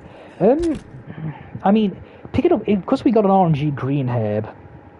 I would sort of. Yeah, I'm gonna pick it up because I've taken some damage. Okay, so here I'm gonna go into my inventory because normally we wouldn't have a green herb until we pick that one on the chair there up, and I'm gonna craft another green, red, yellow. And while I'm in my inventory, I'm gonna fill the mask. Oh, I didn't get the mask. I didn't get the mask for the merchant. That's my bad. I forgot to trade for the mask. So when you do the merchant at Gigante, I totally forgot. That's my bad. Trade for the mask. When you've upgraded the bolt rifle, trade for the mask at the end of it. I'm stupid, so I didn't do it. That's my bad. I forgot because I'm silly. But yeah, trade for the mask. Ashley, you in there? Like I say, you should have the mask here. If you didn't mess the merchant menu, you would have had the mask there. And it's just more optimal to sort your inventory out once. Because like loading and shutting down the inventory, it's not slow, but it's not fast either. So just do everything while you're in the menu.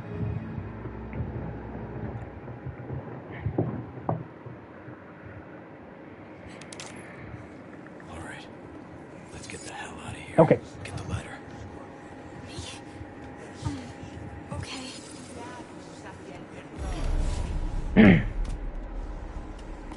Just gonna wait for Ashley to lower the ladder here, and then we're off. Chapter 5. Okay, so when I go through this window, there's a flash to our left. I'll pick that up. Now, when I run here, what I'm going to do is I'm going to run to the ledge and I'm going to stop Leon. Damn it. Okay, I'm not going to stop Leon. That is exactly why you want to stop Leon there, because he moves forward. I nested up again. It's not going well. But yeah, like I say, I'm so glad I did that, because if you just run to the ledge there, that is what will happen. Leon will just jump off it, then he will roll forwards, and I want to go back and loot the items that's sort of behind where Leon would roll. So okay, let's try that again in full speed, because slowing it down is not working. I come here, there, click. Because as you can see before, if you don't stop Leon here, he will just roll, he will just jump off the edge. I wanted to do this, because I want to loot these items here. Cancel the animation. Now, there. That's what happens if you do this too slow. You'll get that. So what you want to do is, like, come to the right hand side of the chest here, then loot it, like that.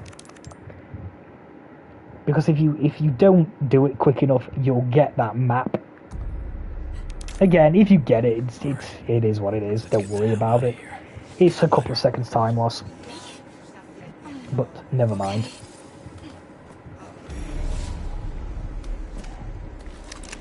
Reload my rifle, because this game has given me reload OCD. Okay, we'll try this again, shall we? This is not difficult, I don't know why it's taking so long. Move to the left, pick up the flash, run here, click, jump down. Run to the right hand side of the chest. So, you see, we didn't get the animation with the map. Pick up the address, pick up the resource, and we are off. Now, when we've moved this, whatever it is, this wardrobe here, we are going to get a cutscene, not a cutscene, an auto checkpoint. I'm going to load the auto checkpoint. Now, where is it? It's a couple of steps forward. Here. Right. When I'm on a run, I'm going to load this auto checkpoint. I'm not going to load it here because I want to show you why I reload this auto checkpoint. I'll show you why. So we come here.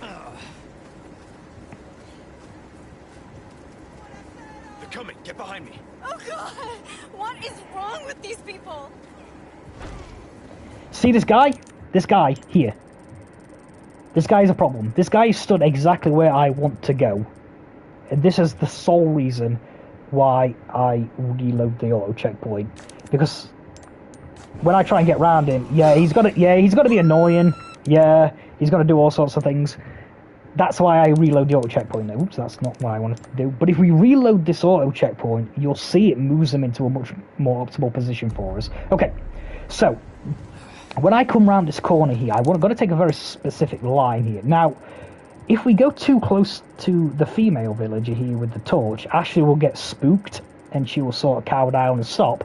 But is not bothered at all by this guy here. She's a bit of a trooper. So what I want to do is I want to come around the corner here and I want to run directly behind this guy as far away from this woman as I can. And as you'll see, Leon will just totally ignore this guy. Sorry, Ashley will totally ignore this guy. Leon will do it as well, but obviously Ashley was the primary reason why I'm doing it. Right, and as you could, I'm going to do what I did before. When I get to the gate, what you want to do is you take a wide angle on the gate, because when yeah, see my stick drift? When I'm going to come out of this because the stick drift is annoying me. When Ashley's been controlled by the AI, I'm pretty sure she controls a bit like a cruise ship, like when you control her in Chapter 9. She doesn't have much of a turning circle at all, and she easily sort of gets stuck on things. You don't want that to happen because she gets grabbed a little early. So I'll show you how that evolves. Oh, excuse me, I've not finished elaborating my point. And then I'm going to look at the floor. You see me do this when I went through before. That will freeze the guy with the torch. So he shouldn't attack us. So what I'm going to do, to the left. Right, run right behind this guy here. Get behind me. Oh God! What is? I think I've messed this up. He's actually behind me. Yeah, she's right behind me, look. So she's not bothered by that guy. And what I'm going to do here is you can use this stone pathway as a guide while you're looking at the floor to run past this guy. Also, what I'm going to do here is I'm going to pause buffer on this for the same reason why I took the wide line at the gate. Ashley will easily get stuck here. If Leon runs into the... I'll try and show you, actually. So if I take a wide line, okay, Ashley gets stuck for a second. We don't want that to happen. We want to, like, go through and navigate these tombstones as centrally as possible so Ashley doesn't get stuck on them. We want it to be right behind us. Like, she's probably going to get grabbed, but if she's right behind us, she'll get grabbed at a time where it doesn't matter. So we're going to come here to this guy, use the path. What's wrong with these people? Gonna get here. I'm going to sort of pause buffer here, just to sort of line up there. Line up, line up, line up, line up, line up. To the left. Like I say, I don't want him bumping into any of these tombstones. And can you see also that this guy is here now? He's not in our way anymore. That's why I reload the auto checkpoint. As a rule, on standard, once I have gotten past this tombstone here, you're pretty much safe. Ashley can get grabbed there, you should be alright. So yeah, this is fine. This is fine. Like, she's been a trooper here. I think she's right behind me. No, she isn't. It's fine. Like, sometimes you get lucky there. And pick up the rifle ammo. Sometimes you get lucky and oh, she's actually behind me. Oh, okay, yeah. So, if Ashley is still grabbed at this point, make a manual save here on the typewriter and reload it. What that will do is, it will not only free Ashley, but it will reset the enemy positions, not only in the village, but in the farm as well. It will put them in more optimal spots when we go through. But, because Ashley's not grabbed, I'm just going to go straight through. I am going to reload the checkpoint here, though, here somewhere. Where are you? There. Again, this is to reset the enemy positions going forward, to put them in more ideal spots. Now, unfortunately on standard, this is one of the nice parts of the run than if you run it on pro. Because of the autosaves, you don't get memed here. Okay, when you jump through that window, you do have to use the knife. The pistol won't work. So, you know why we reorient the camera in the direction we want to run? You need to do the knife there, not the pistol. So we're going to run through here. I'm going to run up here. Up the stairs. Now, Ashley normally gets captured. I don't need the velvet blue. There's a velvet blue there. We don't need that. Now, also I should notice, that is exactly why we shot that window in the village siege. If that window is not broken, when we jump through it, it will alert these villagers here. Now, if you forgot to shoot it, it's not a massive issue, but You know how the enemies work in this game. Even though this guy here has a torch, he can grab you, and there's nothing you can do about it. You can also do that, that 3-hit home and attack, which basically hits you if you're in, even if you're in a different postcode. That one, you know the one I'm talking about. So I do recommend shooting that window, because this bit is more or less free. This guy has his back to us. Look, they have no idea I'm here. Just run past them. Now, as I approach this gate, I'm going to put Ashley in trail, just before I open it. In trail. This is important. You need Ashley in trail. It doesn't really matter as you're going through the village where decision file or in trail, because we can reload the checkpoint as we get into the farm. But when we're in farm, you need to have Ashley in trail, or she will get grabbed too early. And I'm not saying your run is necessarily over, but you're in trouble. You're in trouble.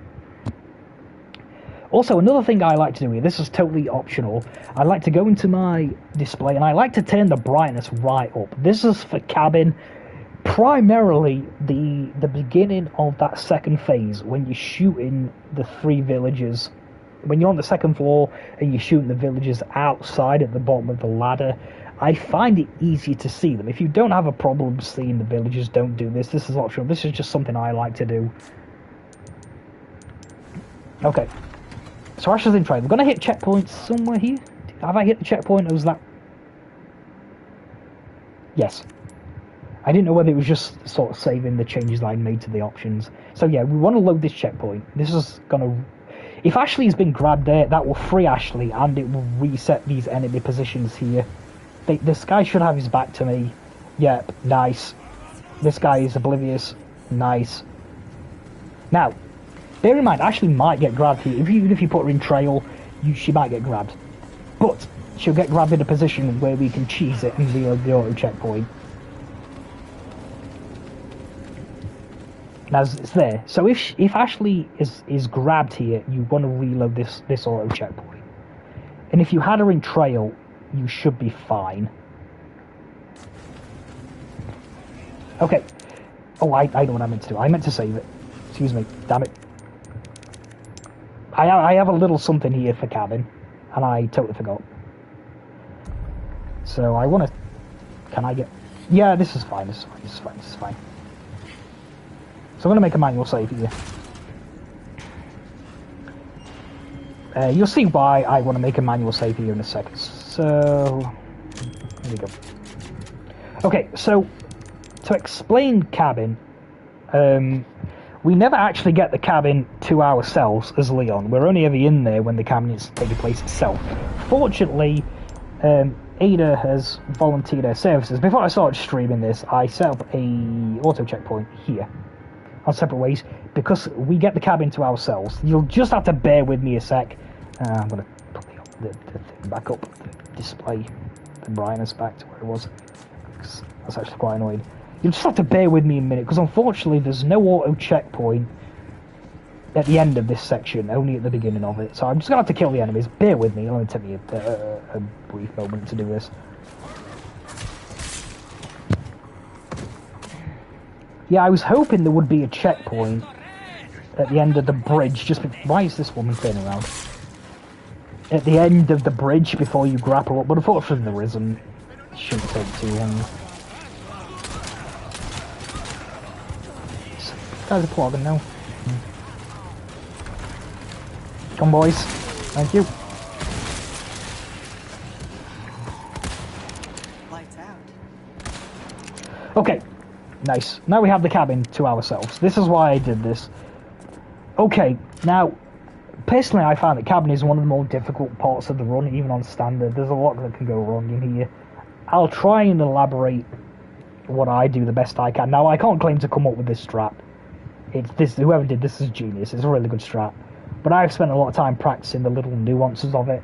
So I'll run through here what I want, like the way I approach cabin. So we come here, we run across the bridge, we get the cutscene.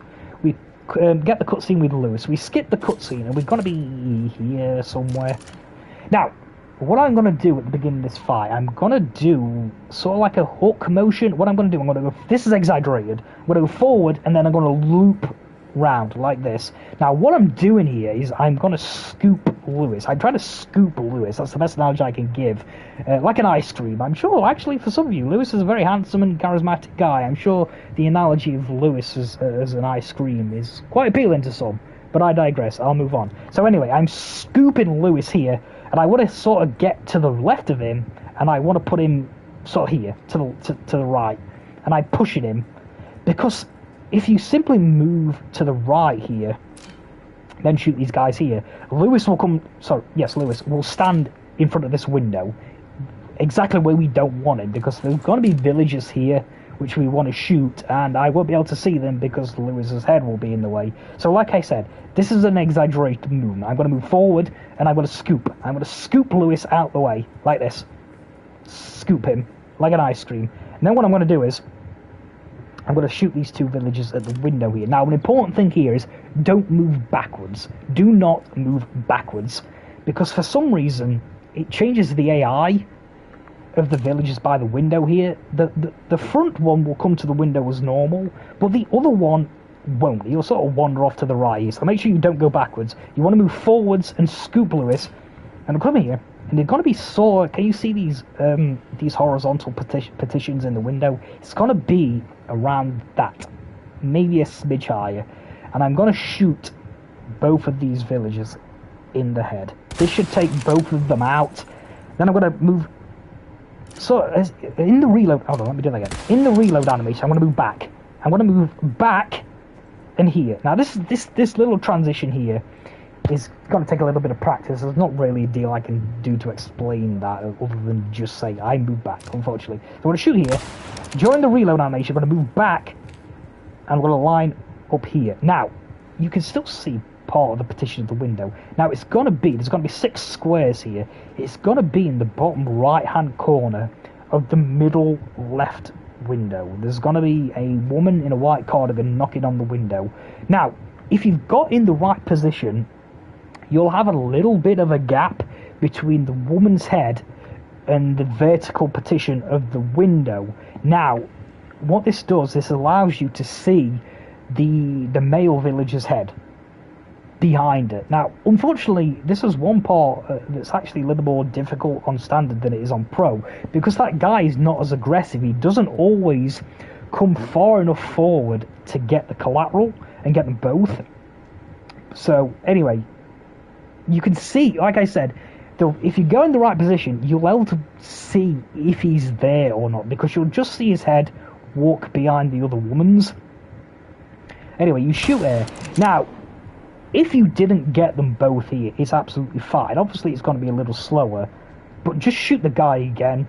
On standard, I recommend sort of just waiting for him to fall into the reticle. You can pause buffer a bit here. Ooh, remind me, pause buffering. I'll go through that in a second after I've done this bit. I forgot I should have done this earlier when we first got the bolt rifle. I forgot, I apologise.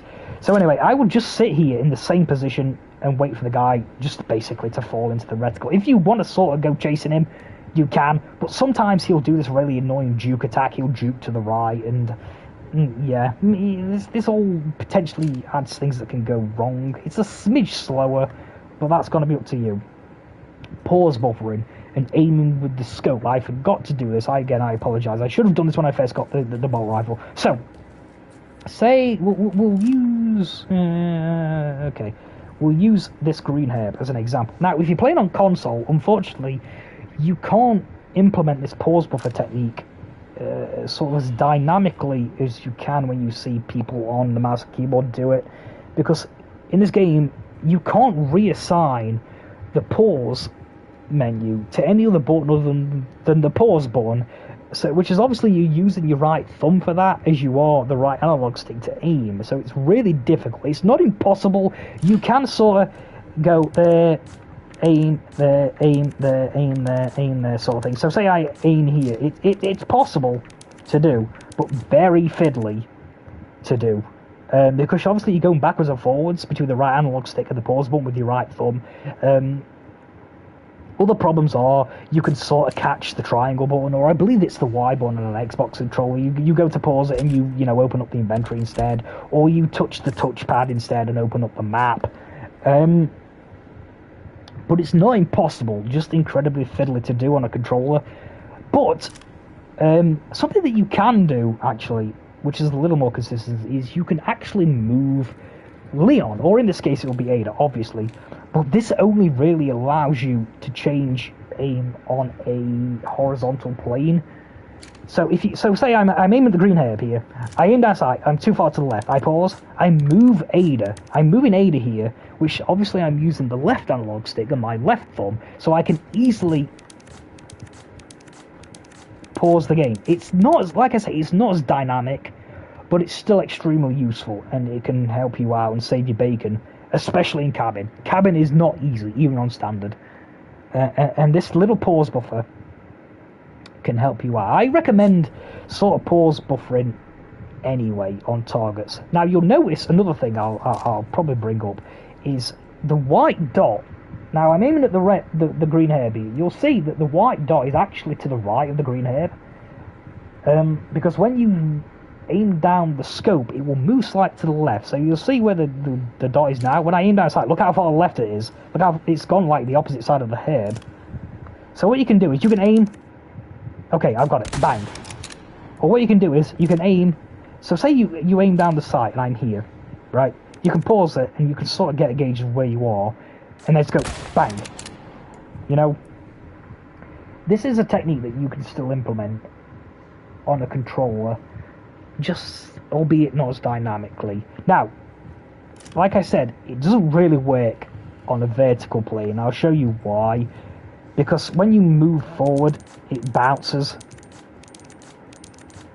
No, it's not as bad actually.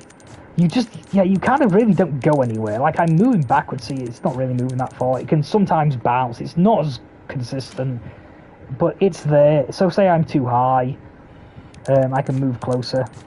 See, it's a little all over the place.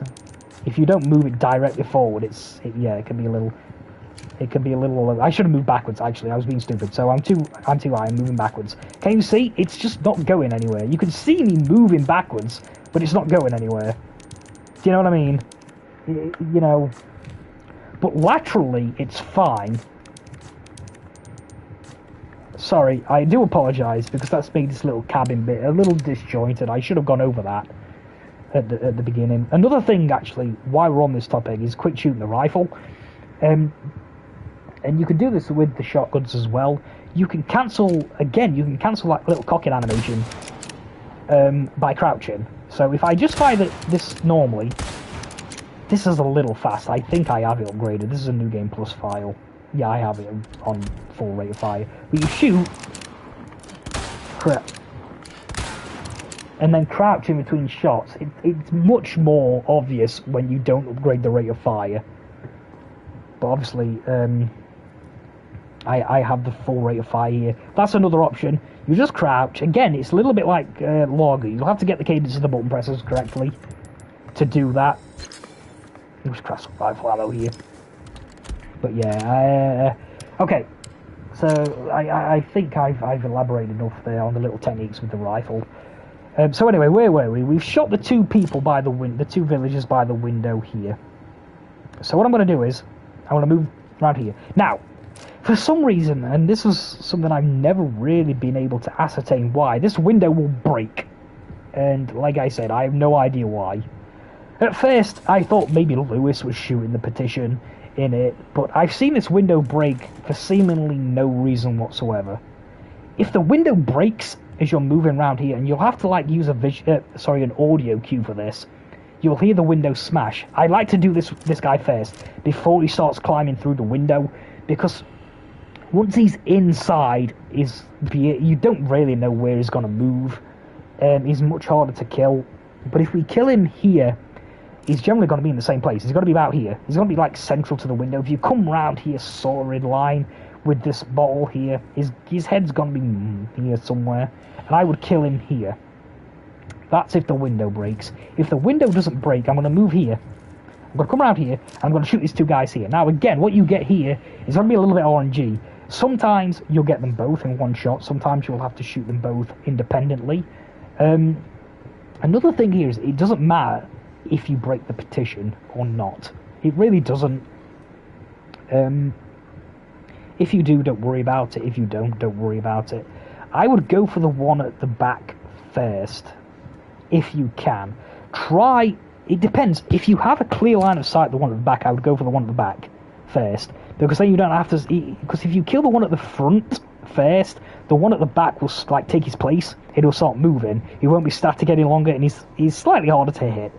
But be careful not to shoot like the arm or the elbow or the shoulder of the one at the front, because if you hit him in the shoulder, this guy will start moving around and become harder to hit. But like I said, shoot the one at the back. He's sometimes here to the left. Sometimes he'll line up perfectly and you can get them both. Just make sure they're both dead. Now, if you didn't shoot the one at the window, this is the time we're going to do so. He's going to be in the middle left segment. Again, this window is still going to be here. It's going to be in this little square here. It's going to be more or less central. It's going to be there somewhere. Shoot him in the head. Now, on standard, I recommend shooting Lewis. Now, where Lewis is going to be RNG, especially if he's over here somewhere. Shoot Lewis. If he's over here, you might get away with it, because we don't want him to knock this guy out the window. We want this guy to come in the beige coat to come through this window, and Lewis can knock him out much easier on standard than he can on the higher difficulties. We do not want that. It's not game over, but it's going to lose you a lot of time, and it can lead to further problems. So shoot Lewis, stagger him. He'll say something like, "Not me, them," something like that. And okay, so then we're going to come round here. I recommend picking up the grenade and the handgun ammo off this table here as we come back to pick up the board. The boards will be here, so I'm going to come here. I'm going to shoot the guy who's maybe there. I'm going to shoot the guy that's going to be there somewhere. I'm going to twist the camera. I'm going to shoot the guy that's there somewhere. Then I'm going to pick up the pistol ammo and the grenade here, then the boards. The reason I like to pick up these items here is because there's actually 25 pistol ammo on the table here, and I want to have as much handgun ammo in my inventory as I can, because I don't want the game to drop you rifle ammo moving forward. And generally this game, I feel it's more inclined to drop you rifle ammo and stuff if you have an abundance of handgun ammo in your inventory. So I recommend picking those up before we loot any containers in here. Got to pick up the boards from here. Now, this guy on standard can be a little slow getting in these boards. You'll just have to play it by ear. Sometimes you can board this window up, then shoot him. But sometimes he'll kind of be, you'll get the boards and he'll be here, then shoot him, then put up the boards. It depends on his position. You just need him inside the house. Now with this guy, he's really nice. He's really generous. You'll shoot him in the head. He'll die every time. He won't plogger. And if you've done everything right up to this point, he should drop you the boards. So we picked up our stuff off the table. We come over, we pick up the boards. The guy's here. We shoot him. We board up this window. Then we move over here. Now the boards will be somewhere here on the floor. We pick up the boards. We board up this window, and then we're going to move over here. Now, if you didn't pick up the pistol ammo and the grenade on the way this way, just pick it up here. Now, normally this window is not going to be broken yet, unless you broke it with the rifle. If it isn't, you don't lose much. You don't lose any time here. Even on professional, breaking this window with the rifle doesn't really save you any time, because you have to wait for the villagers to walk up to it anyway. If it's broke, obviously don't do anything else. If it's not broken, just shoot it with the pistol. Aim high though. I aim up here, because once I was going through here, and if you go to shoot the petition sort of here, and you miss, you'll actually shoot the barrel behind it. Then yeah, this strat is not going to work. Then you need that barrel to be there. So aim high, just in case you miss. If you shoot it here and miss, you'll shoot the barrel. Shoot it here. Now, okay. Now this bit, I like to do this bit slightly different from what I see other people doing. I'm going to stand to the left of the window here to give me a good angle at this barrel, and I'm going to shoot it slightly later than what you see other people do. It's personal preference. I don't really think it makes any difference. What you'll see most people doing is shooting the barrel while the guy is still on the window ledge here, and what that will do is he will fall forward and then you'll stab him kind of here. What I like to do is I like to come to the left here, this gives you a good angle. The reason I stand to the left here is I don't want to hit this villager with the bolt rifle. I just want to hit the barrel. Because on standard, if you hit the villager, this is coming through the window. Yes, you'll still hit the barrel because of the penetrative ability of the bolt rifle. But because they don't have as much health, you do run the risk of this villager ploggering as it comes through the window. That's bad. We don't want that. So stand wide of this window, give you a good angle so you don't hit the villager. What I do is I like to shoot the villager as he's jumping down. What this will do is he'll turn around and stagger and give you a good opportunity to kill him with the knife. And the good thing about this is the hitbox on this animation prompt is like, it's massive. You can be in like a different country and you'll still get it. So shoot the barrel, then just start spamming. Just start spamming your stab board. For it's R2, RT, I believe, on Xbox. You should get it. Like I say, you don't have to be anywhere near it. The hitbox is insane on it. Stab this guy. The barrel will kill all the enemies you need outside. This guy should drop the boards. Board the window up. Loot here. There's going to be some barrels here in the main game. Loot those. Hopefully there's a rifle ammo. It's not necessarily, those are random. I like to pick the green herb up as I'm going up the stairs. Come up here. There's got to be a barrel here. Shoot the barrel. Gunpowder. There's 10 gunpowder here. We need those. Pick those up. Come around here. There's going to be barrels here as well. Not this drawer. Loot those. Now, there is a possibility you won't have enough rifle ammo here. You need 2. Now, in our save file that we're currently on in the main game, we'll only need 1 because I got one in the church. You'll need 2 rifle shots.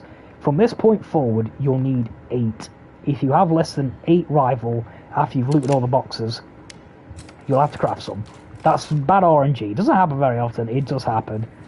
But yeah, that's unlucky. I'm going to come in here. The position I'd like to stand is sort of in line with this door. So I'm here in line with this, and then I stand here. The reason I like to somewhere here, actually a little bit further to the left, sort of like Leon or Aiden in this case, his left shoulders line up with this door. I'm roughly here. Then I'm going to put the dot on the bottom left-hand corner. There's going to be barbed wire. I think it's a little bit different on the main game, if I remember right. In the bottom left-hand corner, it's going to be here somewhere. You'll notice where the white dot is. The reason I stand in this position is because after we've skipped the cutscene where the villager puts the ladder to the 2nd floor, it gives me a good angle to shoot the villager regardless of which way he goes, because it's RNG. Sometimes he goes to the left here, sometimes he goes to the right, and this will give you a good angle to shoot him whichever way he goes. If he goes left, you need to be quick because he actually goes out of your vantage point sooner than it looks. If he's kind of here and you shoot him, you'll just hit the wall because the hitbox on the wall is a little extended than it looks. So that one first. Now, regardless of how you want to play this, you can do this a little bit differently. This guy is first, like I said, because if he goes to the left, that's it. He's sort of out of sight. He'll go somewhere around here, wherever he goes. So you want to get rid of this guy first. Then what I'm going to do is I'm going to do slightly left. Like, I'm going to be sort of, as I'm reloading, I'm going to bang, move here, and this gate is not going to be here in the main game. There's going to be a villager run here. Now, this is just a shot you'll have to practice. I mess this shot up sometimes. It's a difficult shot. So you're going to put the reticle about here, and then it's going to pause buffer. You really need to pause buffer this shot to make sure you get it, because the villager will come running through this gate here. This gate will be open where we come through in the main game, and then you want to bang, shoot him as he runs through. Now, depending on the timing, like, he runs in the same place, but he doesn't always run as early as others. You want it to run as early as possible, because you can then just shoot this woman as she emerges at the top of the ladder. Now, if this guy is slow in spawning in, you might have to, like, sometimes the woman will be almost climbed over the ladder, and you'll sort of have to wait for her to do that. It depends on how fast this guy spawns in. So, I'm going to come here, skip the cutscene, bang, I'm going to move left, sort of here somewhere, wait for this guy to run in, pause buffer, bang, then the woman at the top of the ladder, bang. Now, again, we have a little RNG checkpoint here in cabin. Sometimes you'll get a guy in a blue shirt coming up this ladder. I don't get this RNG very often. That's my experience. This is very rare. I get this guy more often than that. I'll get a guy in a brown jacket coming through this window here. Whichever one spawns in, shoot them. If you get this one, I would shoot this one. If you get this one, if he doesn't climb up the ladder, just get this one. Like, sometimes you get really unlucky and neither of them are there, and then you sort of just gonna have to wing it. It's really annoying when that happens, but it's actually rare. I find that you get one of these enemies, mostly this brown one by the window. He'll be climbing up this ladder and through this window here. Shoot that guy. Then what I'm going to do is I'm going to run and jump over this banister here, and there should be another villager stood here, right in front of me. Shoot him in the head. Then that's a 5. You need 5 kills on that second phase. This will spawn in the brute coming through the window. I like to pick up the resource here, and then we're going to shoot the brute. Now, this is the point in cabin where the game can sort of screw you over. You want the brute to come through the window, just like spawn in, come through the window. But sometimes he'll start dancing outside and doing his little victory taunt. Don't worry, it's not that's the problem. The problem is when you shoot him and he staggers, that's the problem. You really, if he starts taunting outside, you really need to try and get a shot in while he's out there, because he'll throw the timing off. If you just simply wait for him to finish and come through the window, you potentially risk getting grabbed from behind, because villagers will start coming down behind you. But like I said, sometimes he staggers. It's just one of those things. It's just bad RNG. There's not a deal you can do about it. But yeah, ideally, he'll come straight through the window. Shoot him there, bang, as he comes through the window. Do the little quick scope routine. You can get him as he's sort of cowering down here, as he's sort of lowering his head as he climbs through the window, and then shoot him as he gets back up. He should take 3 hits. If he doesn't, just shoot him. Either if you have rifle ammo loaded, just shoot him with the rifle. If not, just shoot him with the pistol. After 3 hits to the head, should kill him. When the brute is dead, that will end cabin. Make sure you get his emerald. He'll drop an emerald. Yeah, that's sort of it. I apologise. That took a while. I'm sorry. So yeah, I think we can have a go now. So we'll go back to our main file. I apologise that I'm not doing a good job here of elaborating my points quickly. So let's give this a go. Anyway, I want to change my brightness back.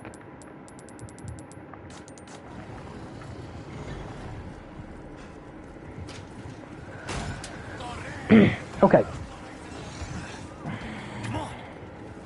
No problem.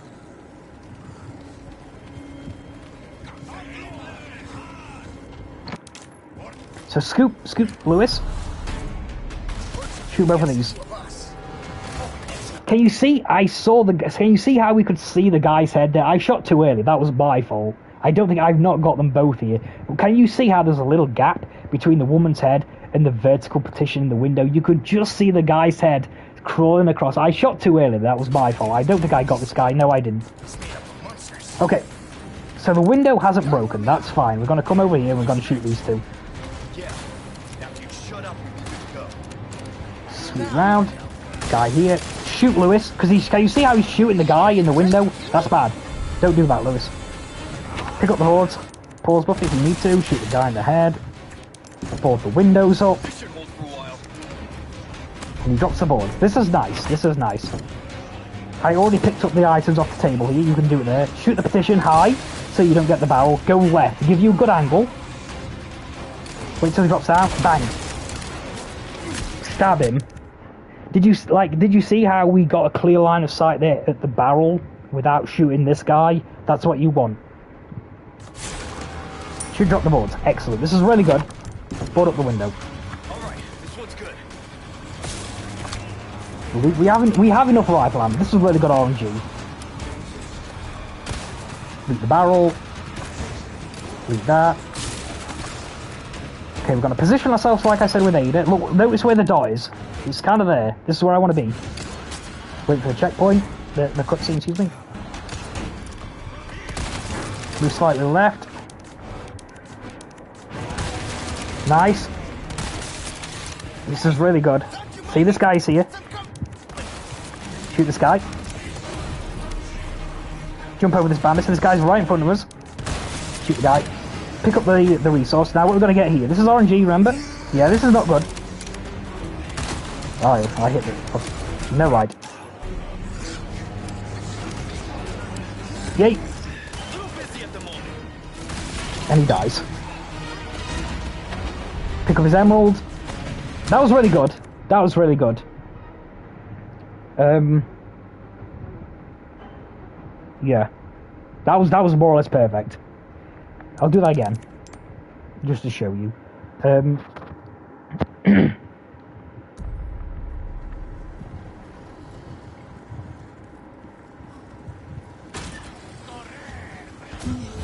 Okay. Yeah, I wish they all went like that. That was that was more or less perfect. Okay, Scoop Lewis. So yeah, can you see? Yeah, I was correct. So we want to put the reticle here on the vertical partitioning, and then the bottom horizontal one should line us up nicely. Move slightly left, bottom corner. Yeah, can you see again how we could just see we had that little gap? So we could see I possibly shot too early again here. No, we got them both here. Okay, this is good. I'm glad this has happened. The window's broken. If you can offer any sort of insight onto why that window's broken, please let me know, because I have no idea. So I'm going to shoot this guy first. He's got to come here somewhere. I missed. That's fine. I missed again. This is not very good. Okay. I'm not... Yeah, it's fine. It's fine.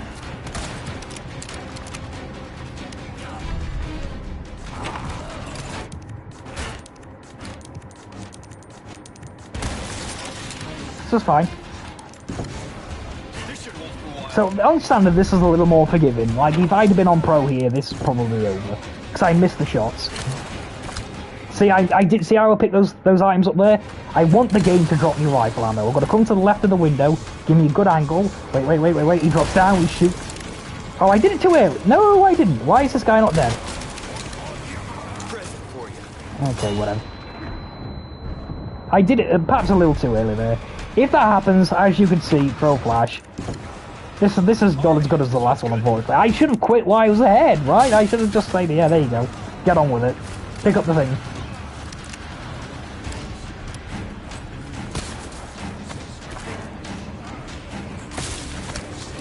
Okay, so we don't have enough rifle ammo here this time. Unbelievably, we got 0 rifle drops in cabin. That's criminally, like, unlucky, so I'm gonna have to craft. Okay, line up the dot. We're in position. He's going right this time.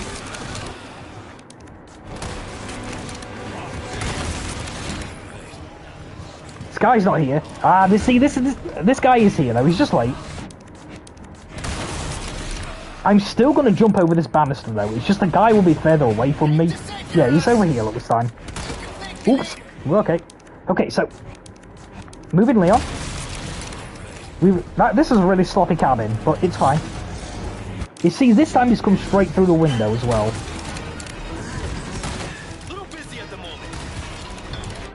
There we go. Sloppy. First cabin, perfect. That one, very sloppy. We did get bad RNG. Like, to get 0 rifle drops in cabin, like, wow, that's... Like, even by this game standard, that's stingy. It didn't help. Like, I would have been fine. Actually, did I get a rifle drop? Because I missed shots, didn't I? It was potentially we did get a rifle drop. I just missed all the shots. That was sloppy. But we survived. It wasn't terrible. I'll do that one more time. Okay, so see where we lined it up? Where the sort of vertical and horizontal partitions intersect. Move left. I did move quite far enough left there, so I didn't see his head. Never mind. Did the window break there? No, it didn't. I'm hearing things. Shoot that guy. Okay, Lewis. We need Lewis to stop shooting this guy now. So we shoot him.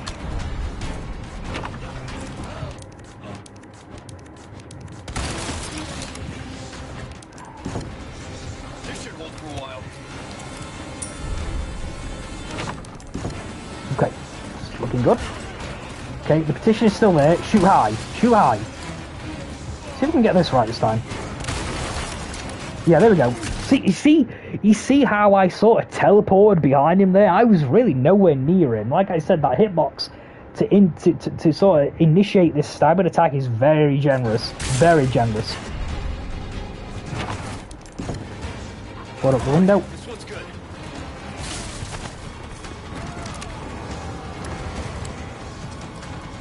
Need one more rifle drop here. Okay. Nice.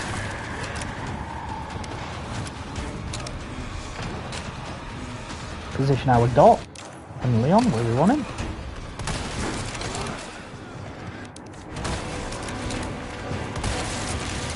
Okay, so what we got here? Have we got this guy? We've got this guy again.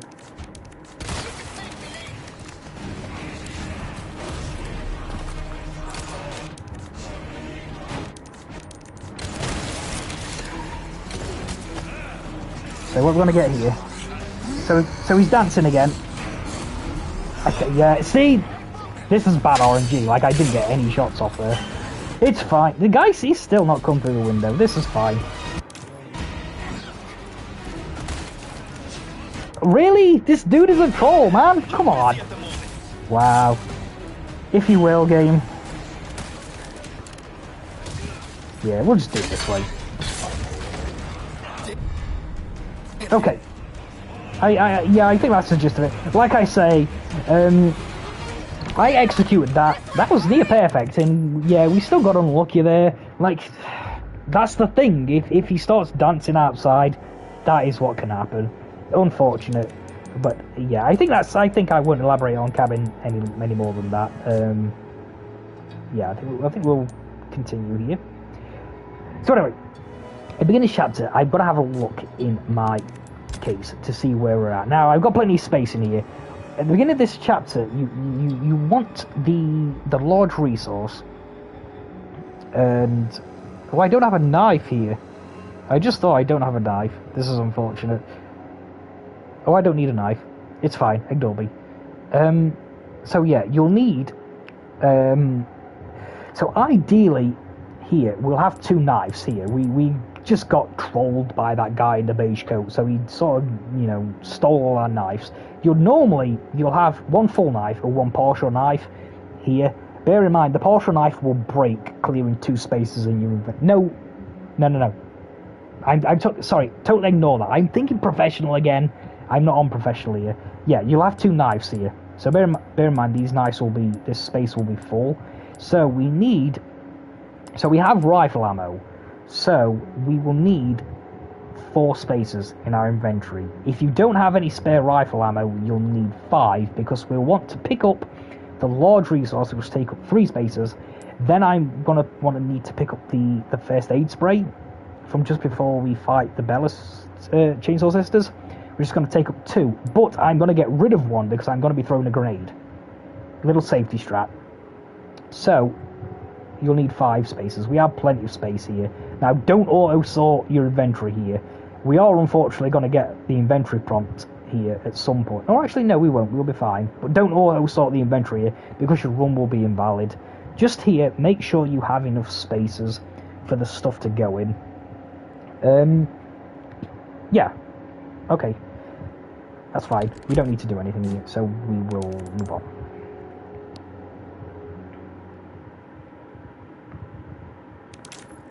Yeah, sorry about that. I was getting mixed up with pro. Like in professional, you need to stab the woman, which will break the knife. We don't have to do that on standard. Now, I'm keeping the bolt rifle here, like I said earlier. I think I mentioned that earlier. I won't be selling this bolt rifle, so I'm just gonna, like any rifle ammo I get, I'm just gonna reload it. If you don't intend on using the bolt rifle here, you really don't need any more than 3 sniper rounds left in the rifle. Okay. So we're coming here, and I'm going to get a grenade. This is a little safety strat I like to use, because you can get done here. So I'm going to run past this guy. Now, to pick up this large resource is sort of awkward. You want to run, and then zoom. Like, yeah, I can't explain it. This is really, like, don't go too far behind this little wooden into this little wooden structure here, or you'll end up kicking the box, which is not a train wreck, but it just slows you down. My my left stick is going nuts because it's got stick drift. But yeah, you just want to sort of just hide Leon's right shoulder inside this wall to pick up this resource. Then what I'm going to do, the position here of where you throw this is quite important. You want to go a little bit beyond this wooden shack thingy here, because if you don't go far enough forward to throw the grenade, the woman with the Molotov cocktail up here somewhere, it's either this one or this one, will get you. So yeah, so push here, push Leon's, yeah, that's nice. Go here, somewhere here. You want to be further forward than this here, because like I said, you'll get mollied if you don't. Now, if you're feeling brave, you can potentially just run here. I like to throw a grenade for safety. Give me a warning next time? Like I say, you don't have to do that there. You can YOLO it and get through. This is fine. This is absolutely fine. We're going to come here. There should be an auto checkpoint coming up there. We're going to lead on this. This should free Ashley. Now, she'd probably get captured again here. Maybe. Sometimes she doesn't. If you don't use the grenade there, she's 100% going to get captured again. This is fine, don't worry.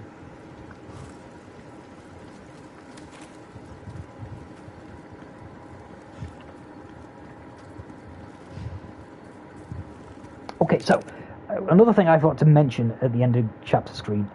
I try to hold off on crafting TMP ammo if I can, because if I don't craft any, you generally get at least one drop from the actual boss sort of arena itself.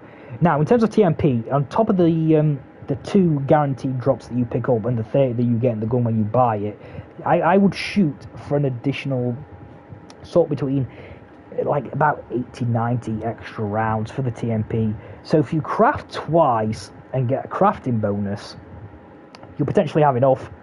If you craft twice and don't get a crafting bonus, I would craft a 3rd time, which is why I try to hold off. Sometimes just what you have in your inventory will dictate what you do. If you don't have any space at the end of chapter 5, you might be forced to just craft in the TMP ammo at the beginning of this chapter to free up space for the other items that you need.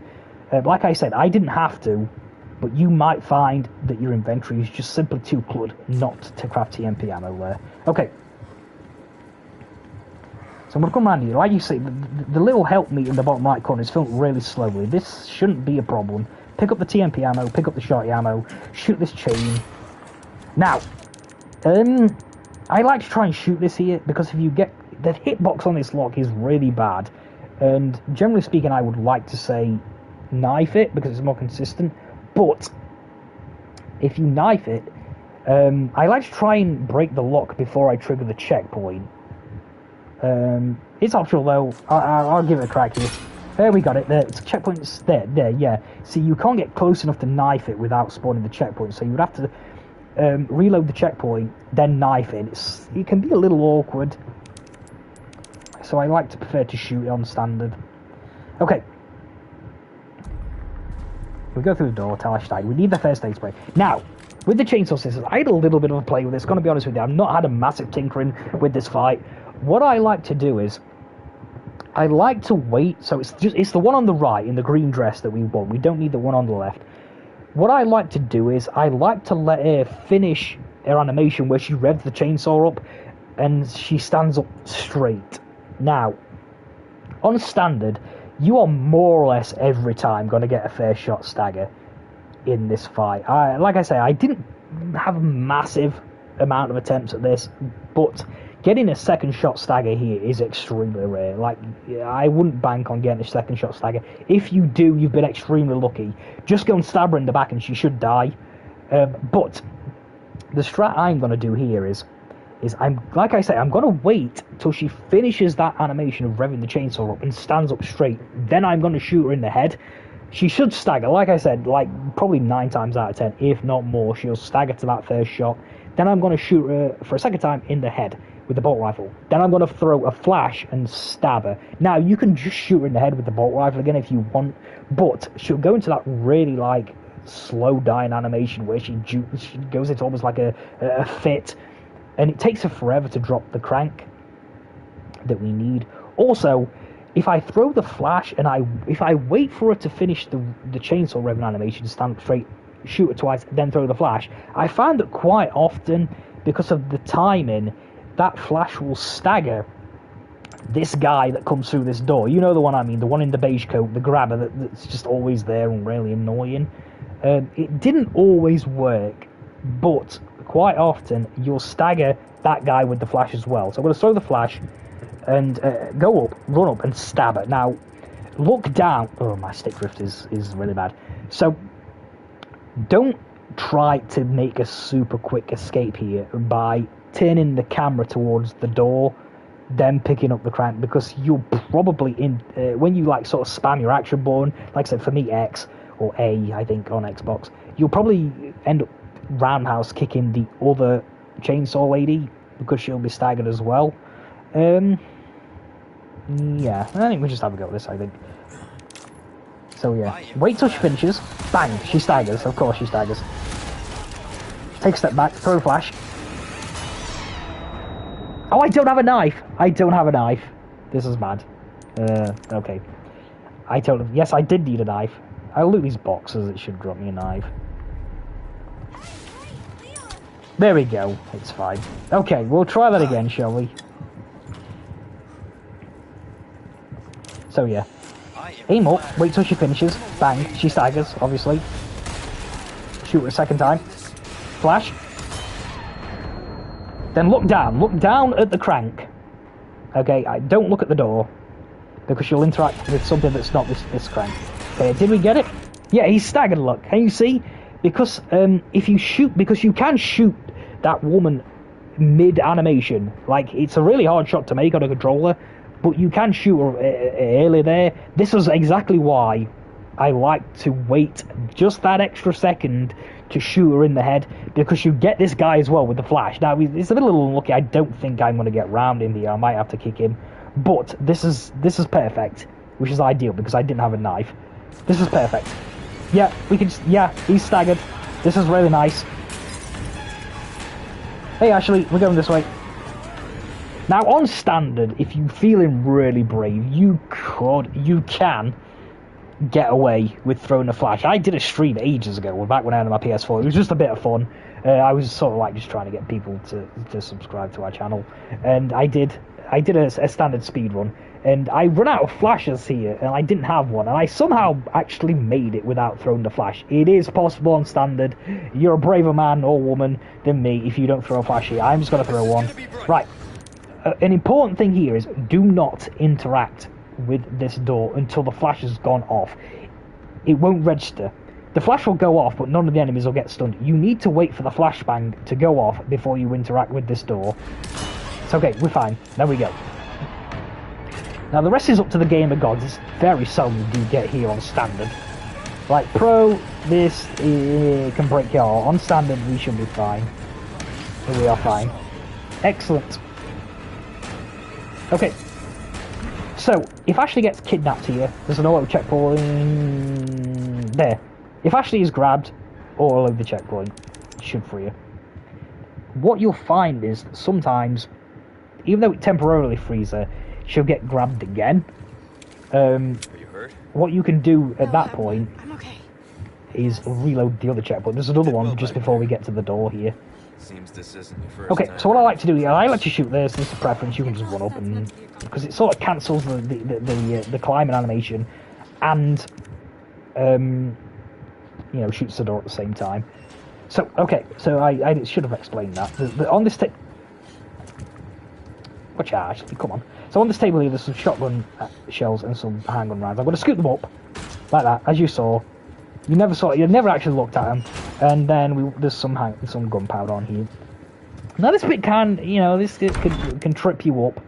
It's not too difficult though, because the enemies spawn in. They should. This guy just aim center mass. Don't get clever here. Just shoot him in the chest. He'll die. Don't go for the head. Shoot him in the chest. That's fine. He'll die. I like to move slightly to the right here. I'd like to try and get the woman behind them. We got her here. That's fine.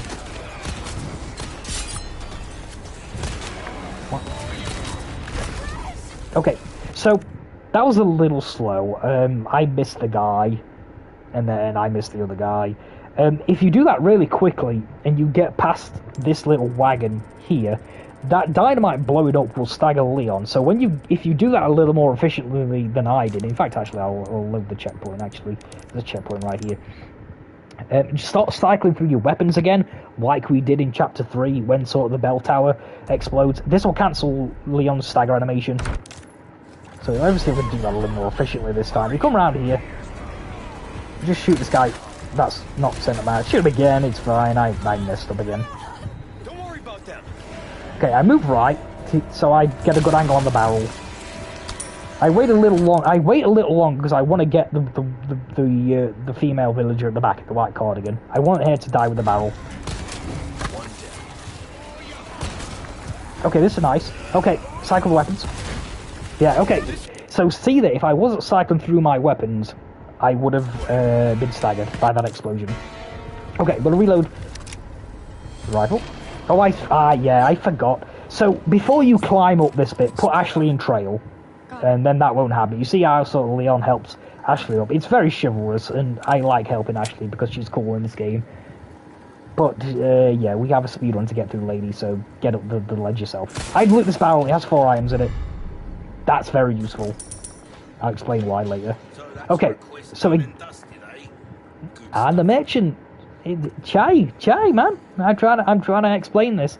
Okay, again, like we did back for Gigante, I recommend making a save here before you do the merchant, because you can practice the merchant menu. Okay, so, like I said, I'm not going to sell the bolt rifle here. So this will come up, we'll interact and we'll get this catch me a big fish. What I'm going to do is, so from the menu here, click up to go into trade, down, I suppose it doesn't really matter, you can go right, or left, I normally go left, it doesn't matter. Trade for this red barrel. You can't go wrong with that.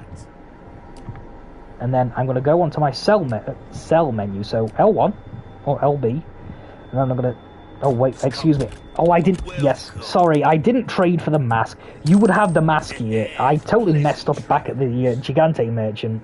So this mask would already be, we would already have the treasures imbued in this. We would do this at the end of Chapter 4 when we're in the church. That's when you do this. So I'll reiterate, because that was me, and my apologies, I messed up. Trade for this mask after you've upgraded the bolt rifle when we do the merchant for Gigante. Then imbue these treasures into this mask when you mix the green, red, yellow in the church. So we'll try that again, because that was very scrappy. Okay, that's my bad. I forgot. Oh, I'm not trading for them. Damn it. Got some rare. Okay.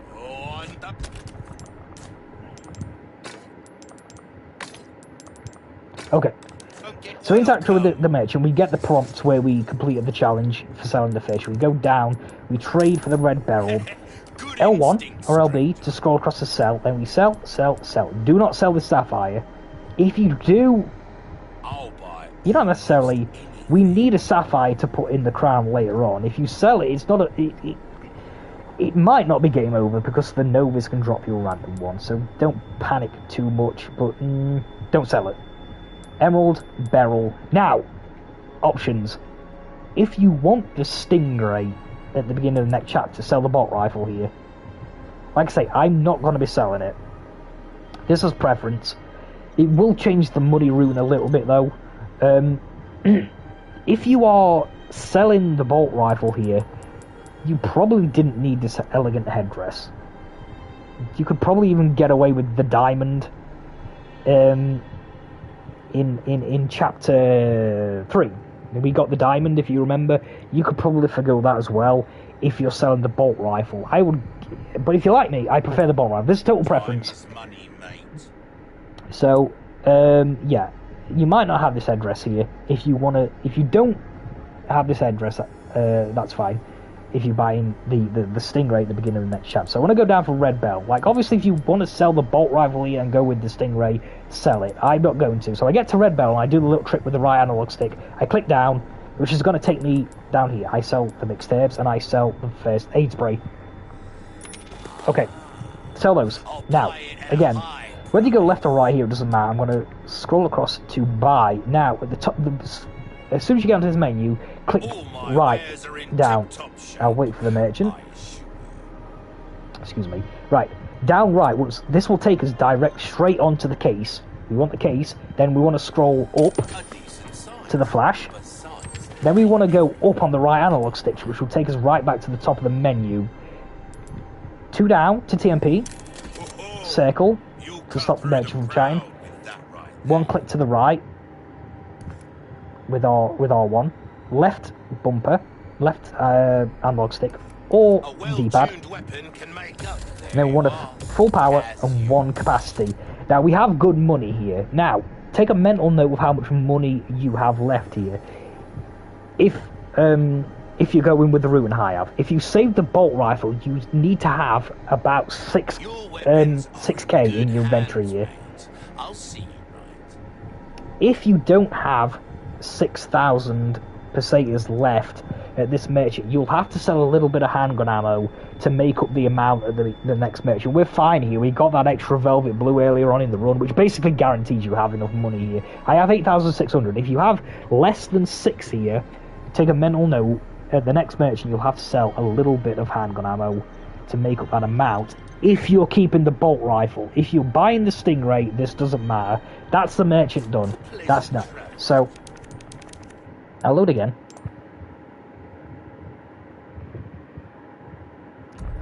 Okay, so I need to trade for these things, don't I? Okay, so we would already have this done. Okay, so sell.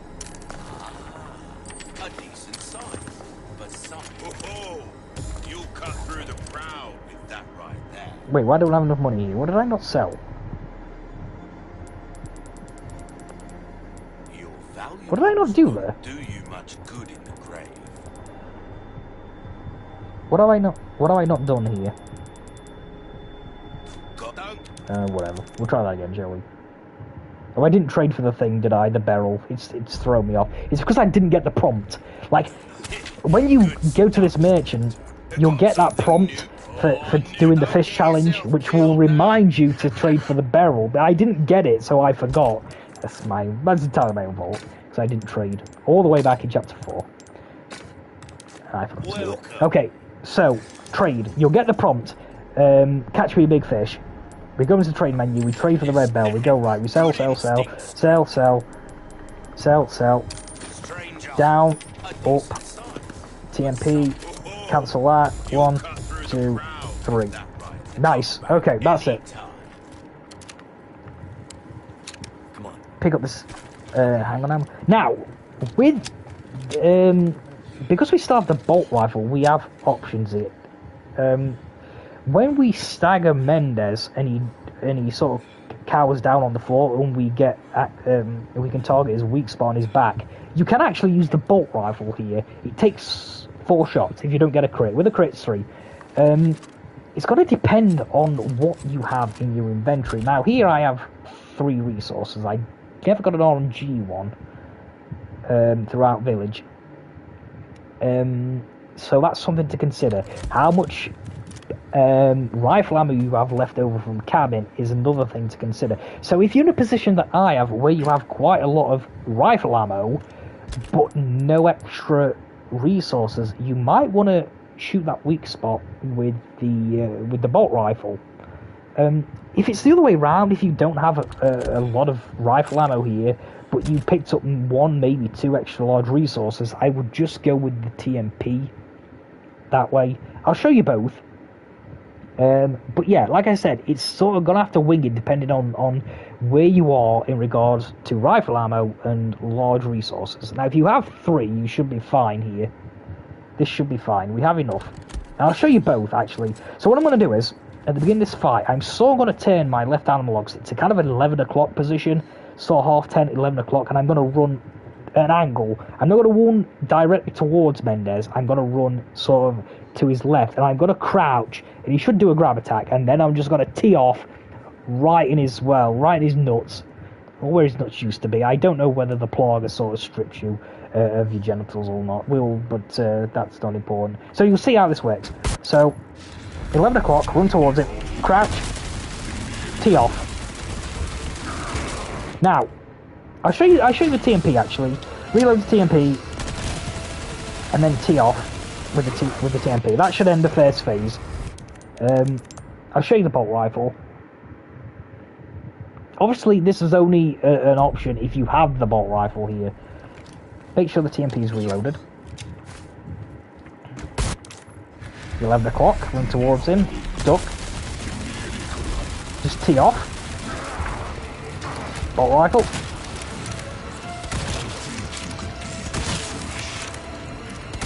Oops, I missed. So that's the bolt rifle. Like, ideally you don't miss. I'm not entirely sure how you miss from there. But, so, yeah. And then we move on to the second phase. And I think I'm going to go with TMP here. Like I say, it's going to depend heavily on what you have. I'm going to try and say rifle ammo. Now, I just must say, some of the benefits, I was going to do, like, pros and cons of bolt rifle versus Stingray when we buy them in the next chapter. But one is relevant to here. If you have the bolt rifle in your inventory here, you have a chance of getting some random bolt rifle ammo, some rifle for castle, which is really handy. That's a plus point of having the bolt rifle here, is you might get some drops. So we're gonna go with 11 o'clock. Wait. Tee off. Reload. Cancel the animation. Off we go. Okay.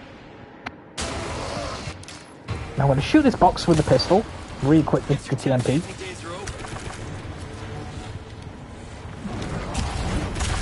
Okay, so I'm sort of going to linger here. This is a nice little spot. Can you see how, like, the width of this barn area drastically increases as we move forward? We have much more room to play. If we sort of stand where we are, we can move laterally much more further left and right, which makes dodging his attacks easier. Plus, if you go into fire, you get staggered, which is really annoying. So I would sort of use where you pick up this loot here as sort of a guide to where you want to make your stand. I'm going to sort of maybe go a little more forward here, just a smidge, and then we have sort of like more room to play with. Okay, also, I got a random TMP drop there, so I should be fine crafting twice here. So now I'm going to go into my inventory, and oops, I'm going to craft.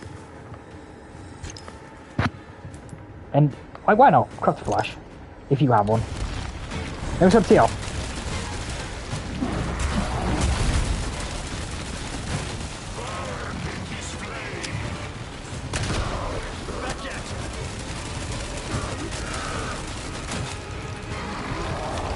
Okay, so if he does this attack, where he picks up sort of a flaming beam in both his hands, you don't have to move. He'll throw them in sort of a cross pattern, and they'll just both miss, which is ideal for us.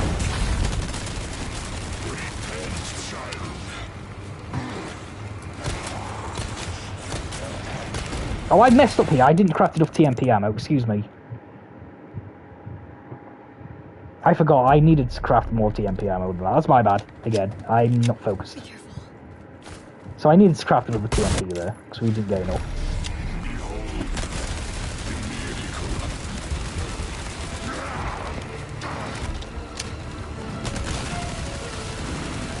I miscounted. It happens. My bad. Guess your tap dancing days are over. Okay, so we got 30. And we got another 30. So this time we will only have to craft twice. I was being stupid before. I apologise. So we got an extra 60. So two crafts here should do us. Then a flash if you have the capability to do so. Okay, just moving laterally to dodge these attacks. You'll have to sort of tinker with the timing a little bit.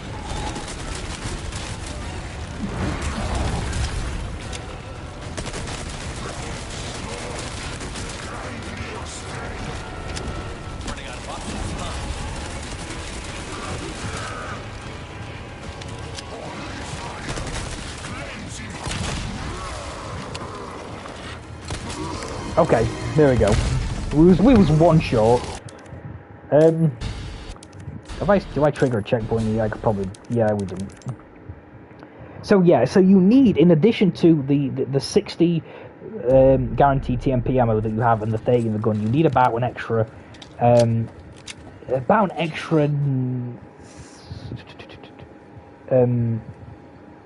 95, or about 100 or so ish, something like that. So we got 60, then I crafted another 90, as you can see. We like the TMP, that wasn't the best. It depends on your accuracy, how many crits you get. The TMP is a bit all over the place. So, but yeah, that's a rough amount of how much you get, I guess, of how much you need for this fight. We crouch. So if I use the bolt rifle here, should take 4 shots if you don't miss. That was really bad.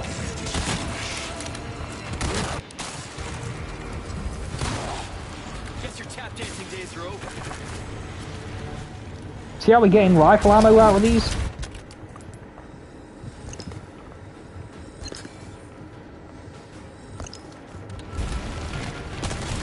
Alright. Just move left or right, as need be.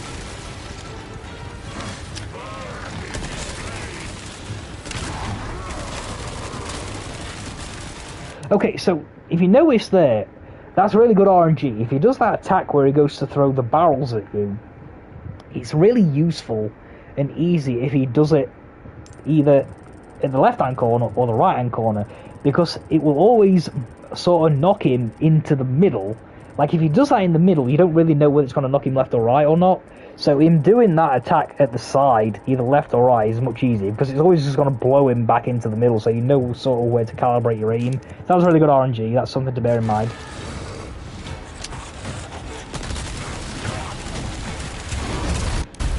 Yeah, I crafted too much TMP ammo there. That was a bit of a very, very messy explanation. I messed up twice with the crafting. Like the first time I didn't craft enough. There I crafted too much because I used the bolt rifle. So, like I said, if you use the TMP exclusively, you're gonna need about 90 to 100 extra TMP ammo than what you guaranteed to have. If you use the bolt rifle on that first phase, it's going to be 60 to 75. Okay.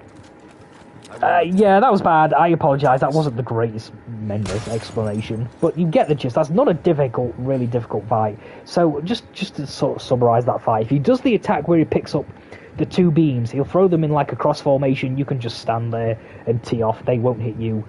If he does the barrel attack in either corner, he will always sort of be forced into the middle, which makes it look easier.